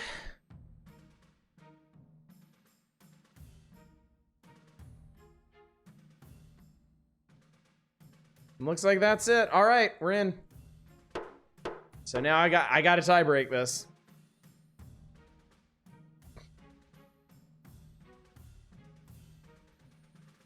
So my first pass of the post is a bullshit way to vote.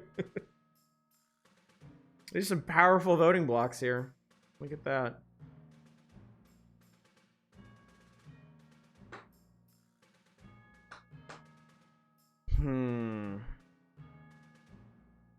Now that I've been playing this game for a while, I realize that these choices have repercussions further down the line.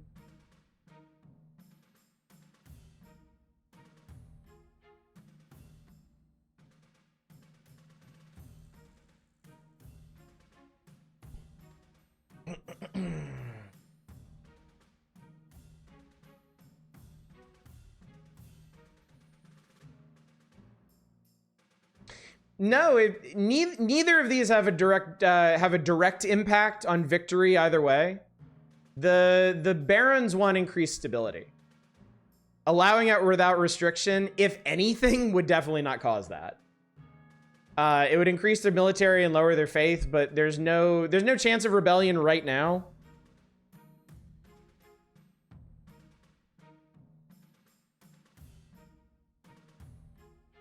I'm gonna go with C. I'm gonna allow it without restriction. Barons, I hope you appreciate this.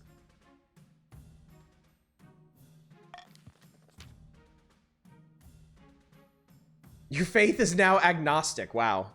Church takes a massive hit when such heresy is allowed openly in the march. More and more common folk drift away from the 9th god. Meanwhile, dozens of church factories are built in Kaldavaga's name, and soon marcher armies are bolstered with untiring. Jump by 3. Holy shit. So yeah, late game, the stat swings are massive. That's wild. You see their appreciation when the automatons invade the capital? Speaking of heresy, let's discuss a spot of heresy, shall we? Your Majesty, I'm stunned, outraged, and incensed. I've been summoned to trial by the Inquisition on some nonsense fabricated charge. Is Lord Yeetus III. Who would ever expect you, Lord Yeetus, of blasphemy? They're saying a group of church missionaries went missing near my lands. The weather's cold around there. Anything could have happened to them. No one dares defend me on their own. They're too scared of the High Inquisitor. The trial is set, but the council must intervene, Your Highness. Lord is a chief, surely a spy.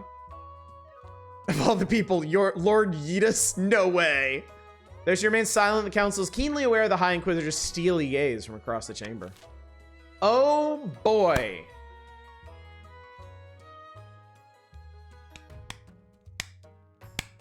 Now this is interesting. Option A, search for a witness to defend Chief Lord Yeetus III. 60% stability chance. However, I don't know what that means.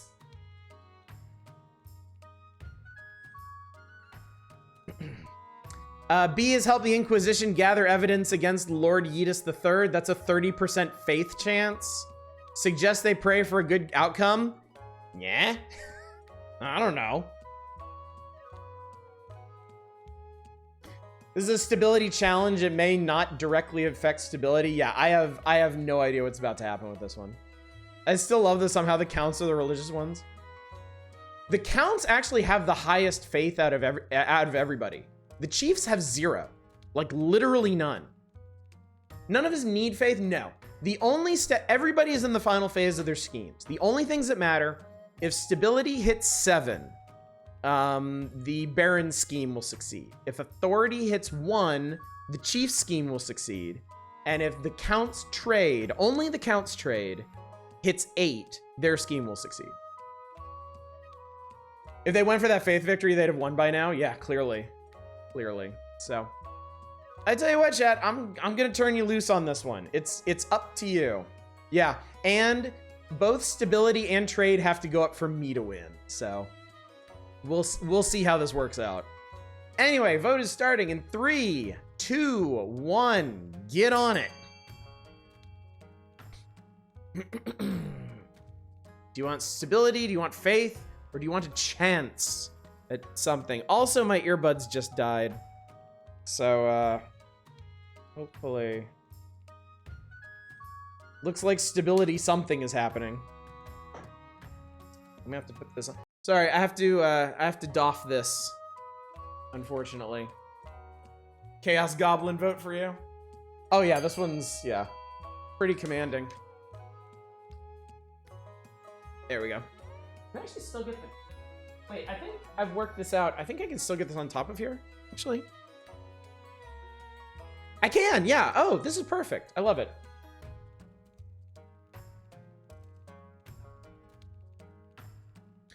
All right, well, that was a pretty close vote, but it does seem like A has it.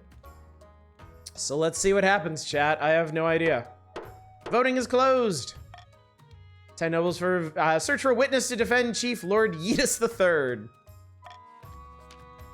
You distribute a proclamation among the chiefs asking for witnesses of Lord Yeetus III's innocence, but for fear of... Oh my god. Stability just tanked. From fear of church reprisal or distrust of crown, no one comes forward. I think... Okay, I get the feeling y'all probably would have won if it had fallen the other way. Goddamn rebel chief saved our asses. During the trial, Lord Yeetus crumbles and can barely argue for their own innocence. Unsmiling, the High Inquisitor orders them taken away and thrown in the Inquisition's special dungeons. Defiance of the chiefs is now aggrieved. Actually, I just realized. Chief Lord Yeetus III has been imprisoned. Chief Lord Yeetus III 2 is... Lord Yeetus III II has joined the council. Hey, guess what, everybody? Guess what?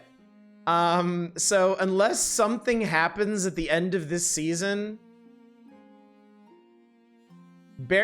everybody's defiance is higher than authority and stability. It's fucking open season on Rebellion, okay? So, but you can't do anything yet. You can't do anything yet. I think we have to close out the season.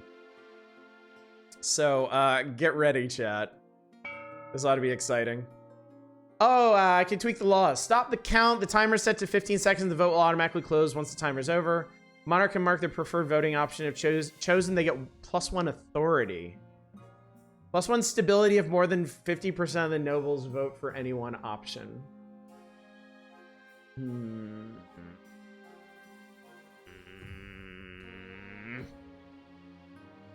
I think I'm gonna adopt Iron Choice, and I'm gonna replace Golden Choice.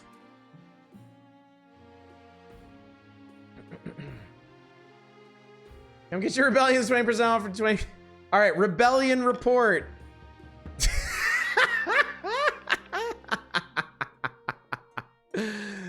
Oh boy. Oh boy. Oh boy. We end the year. Which way am I gesturing, chat? Spring 1951 seems like a good season to rebel.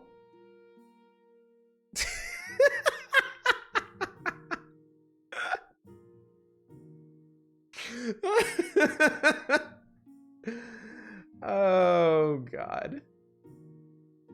'Tis the season. War. Let it be war. Oh my God. Shut up and join the rebellion. We all win that way. I think at this point, chat is just like, as long as the king loses, it doesn't matter.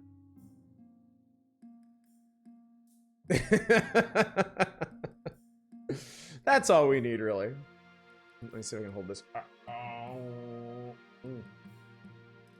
I'm doing my part.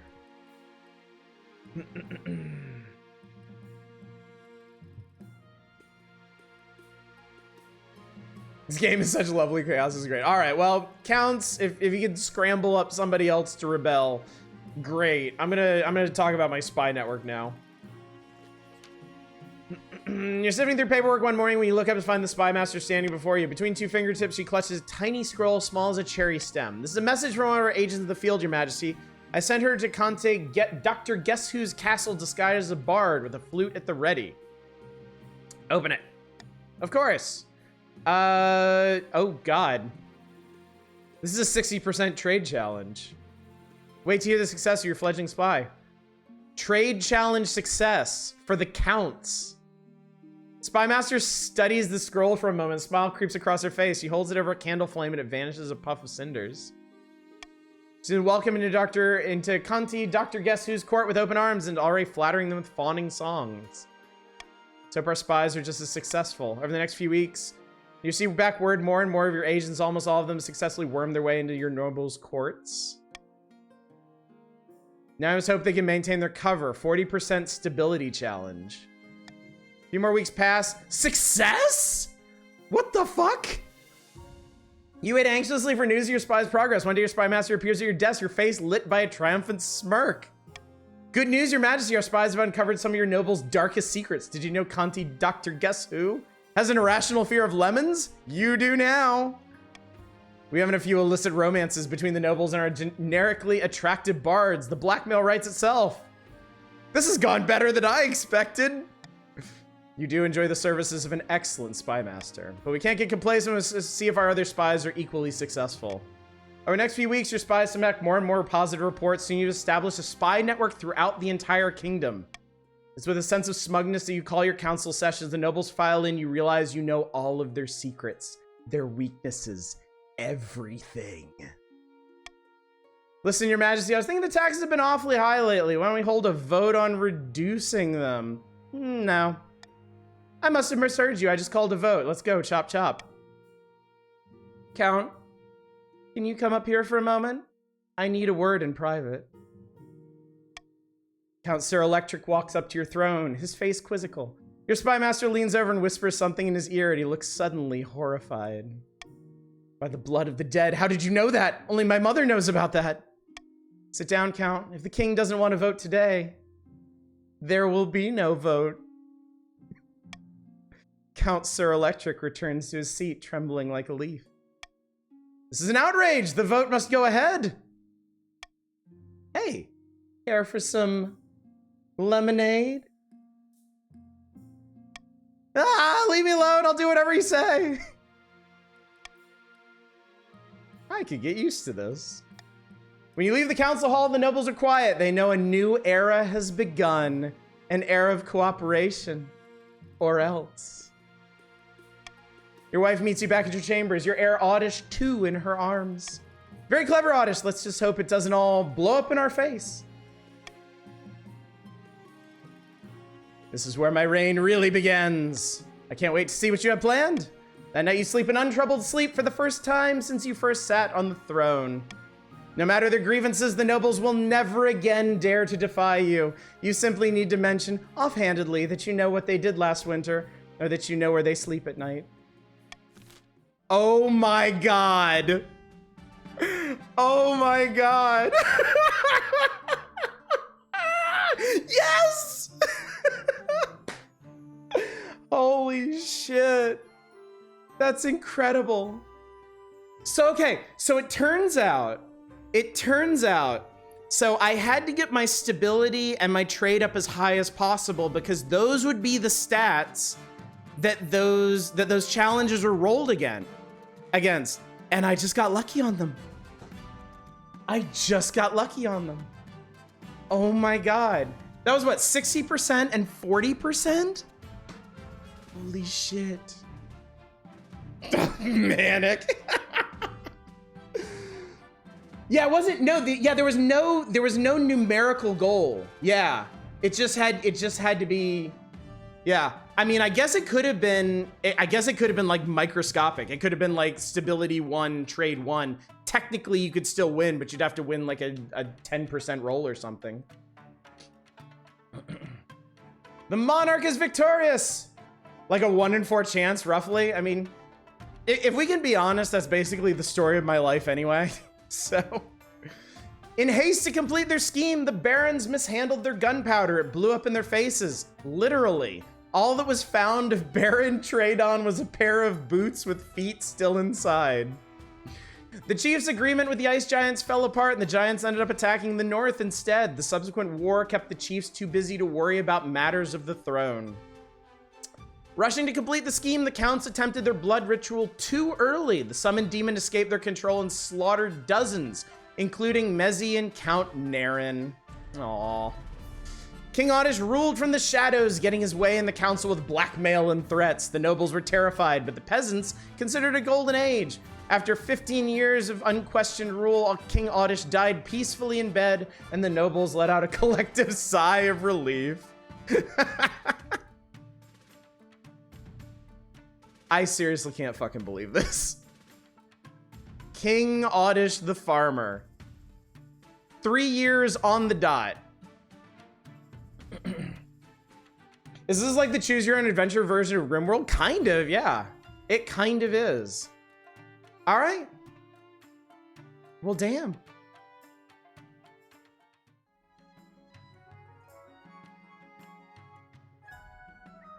Oh, this is cool. You can continue your dynasty. You can continue a game. Completed games will create new saves where you can continue the story of your dynasty. We can play as Audish too.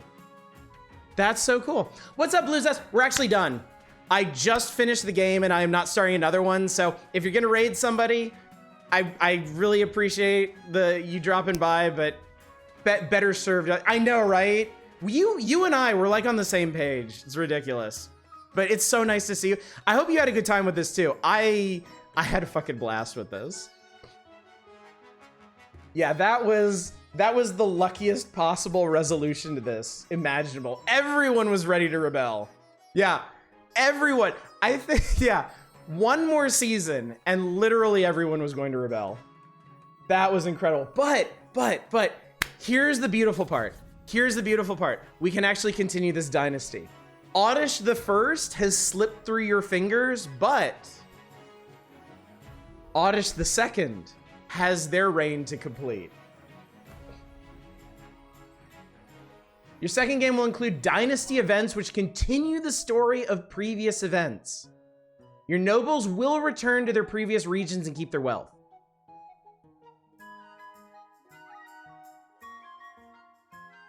Okay. Serious question.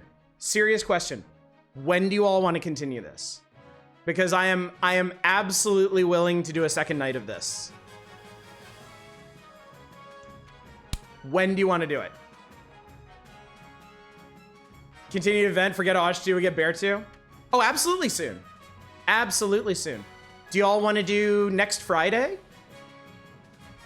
Do you want to, I don't know, do you want to do King of the Castle Fridays or something? Next Friday. I know we do a lot of things on Friday, but chat, seriously, this has been magical. Yeah, we won't do it every Friday. We won't do it every Friday. Maybe we should do it every Friday until the king is overthrown, until the dynasty fails. You'll be more excited about some random ass game by next week, my guy. Okay, so yeah, let's do a follow-up game. Let's continue this next Friday. Okay? Y'all have the rematch. Chat versus Audish 2. Electric Boogaloo. Every week chat gets more vicious. Oh, this is so much fun. This is a really, really, really cool game. Next week, Regicide. Rebellion's back on the menu, boys. Oh, dude, this is great. This is super fun. All right, well, anyway, on that note, I think we've got that decided. So, schedule reminder, tomorrow night is the Power Hours. I do believe tomorrow night, we are going to finish the December 1992 issue. We will be done with 1992 in Nintendo Power, which means we might be doing some different stuff on Retro Nights next week.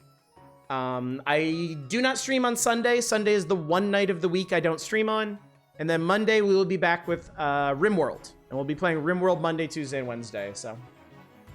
You're all itching to see a 12-year-old, aka Audish Jr. murdered. Damn. Well, I mean, look what happened to them tonight. Revenge is absolutely on the menu. Gobert and Rorge's final appearance. Great community game. It really is Nuddle Masher. So unbelievably happy you got to play this. Loja, I'm so happy you made it for this one. I know you were saying you might be busy tonight. I'm very glad you made it.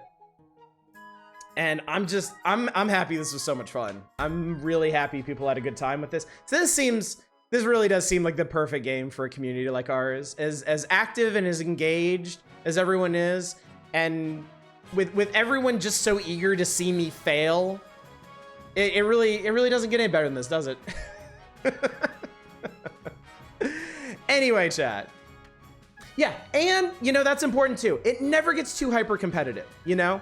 All the way through tonight, it was a very friendly game. You know, there was a lot of scheming, there was a lot of plotting, there was a lot of working against each other's interests, but it never got heated or anything, and that's great. I feel like not every community can manage that, so wonderful stuff. Oh, I know, Spice. Yeah, anybody who had airs of hyper competitiveness, believe me, I know. Y'all are good for it here. And yes, don't forget to contribute to the Doom stream if you haven't. It's a very odd game up there. So if you've got some extra dragon coins laying around and you want to see Eastern Mind, the lost souls of something, be sure to throw in for that. The counts are very cool. Counts are pretty neat, I gotta say. Oh boy. This is so cool. This was absolutely great. All right. I almost hate to cut it off tonight, chat, but it's late. I am tired. Holy shit. Dude, hang on. Wait a second. I gotta show you this. Look at this. Look at this. Oh, you can kind of see it. Hang on, let me move this a bit. So I got a bunch of achievements for this. Look at this one. Empire Whispers, you won the game by establishing impenetrable spy network. 2.3% of players have this so far. And apparently, the cat hiring the colonel is only 1.1% of players have this one. This is an event I'm hoping we see by whenever it requires a specific region. It might. And I mean, look, we're going to continue this next week. This is definitely a game that we can keep coming back to in the future because it's been so much fun. So king victories are rare. That's interesting. That's interesting. I mean, I can kind of see why. I put myself in a pretty dangerous position where both of the stats that I needed for my victory were also win conditions for people. So I got insanely lucky. Yeah, no. Absolutely. Dr. Guess Who, thank you so much for the follow. I appreciate it. So yeah, anyone who came out specifically for King of the Castle, we will be back to this next Friday. So if you're here for that, hopefully I will see you for that then. But for now, let me go find somebody to raid. Let me go see who's up and doing things. Well, Blue Zest would have been lovely to raid, but I guess they're moving on somewhere. Let me see who else is playing King of the Castle. I might just send John to somebody else. Let's just go down the list. Here's somebody playing. Switch from No, shut up, ads. Jesus Christ, nobody likes you. Let's go see what Numb Dinosaur 83 is up to, shall we?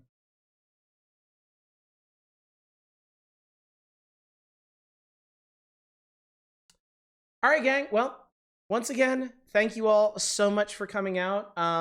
Newcomers who've come out to the stream, it's a pleasure to meet you by way of courtly scheming and whatnot. Everyone else, thanks for coming out for this.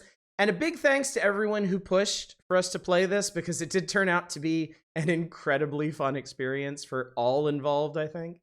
So yeah, I had a great time tonight. Hopefully you had a great time tonight.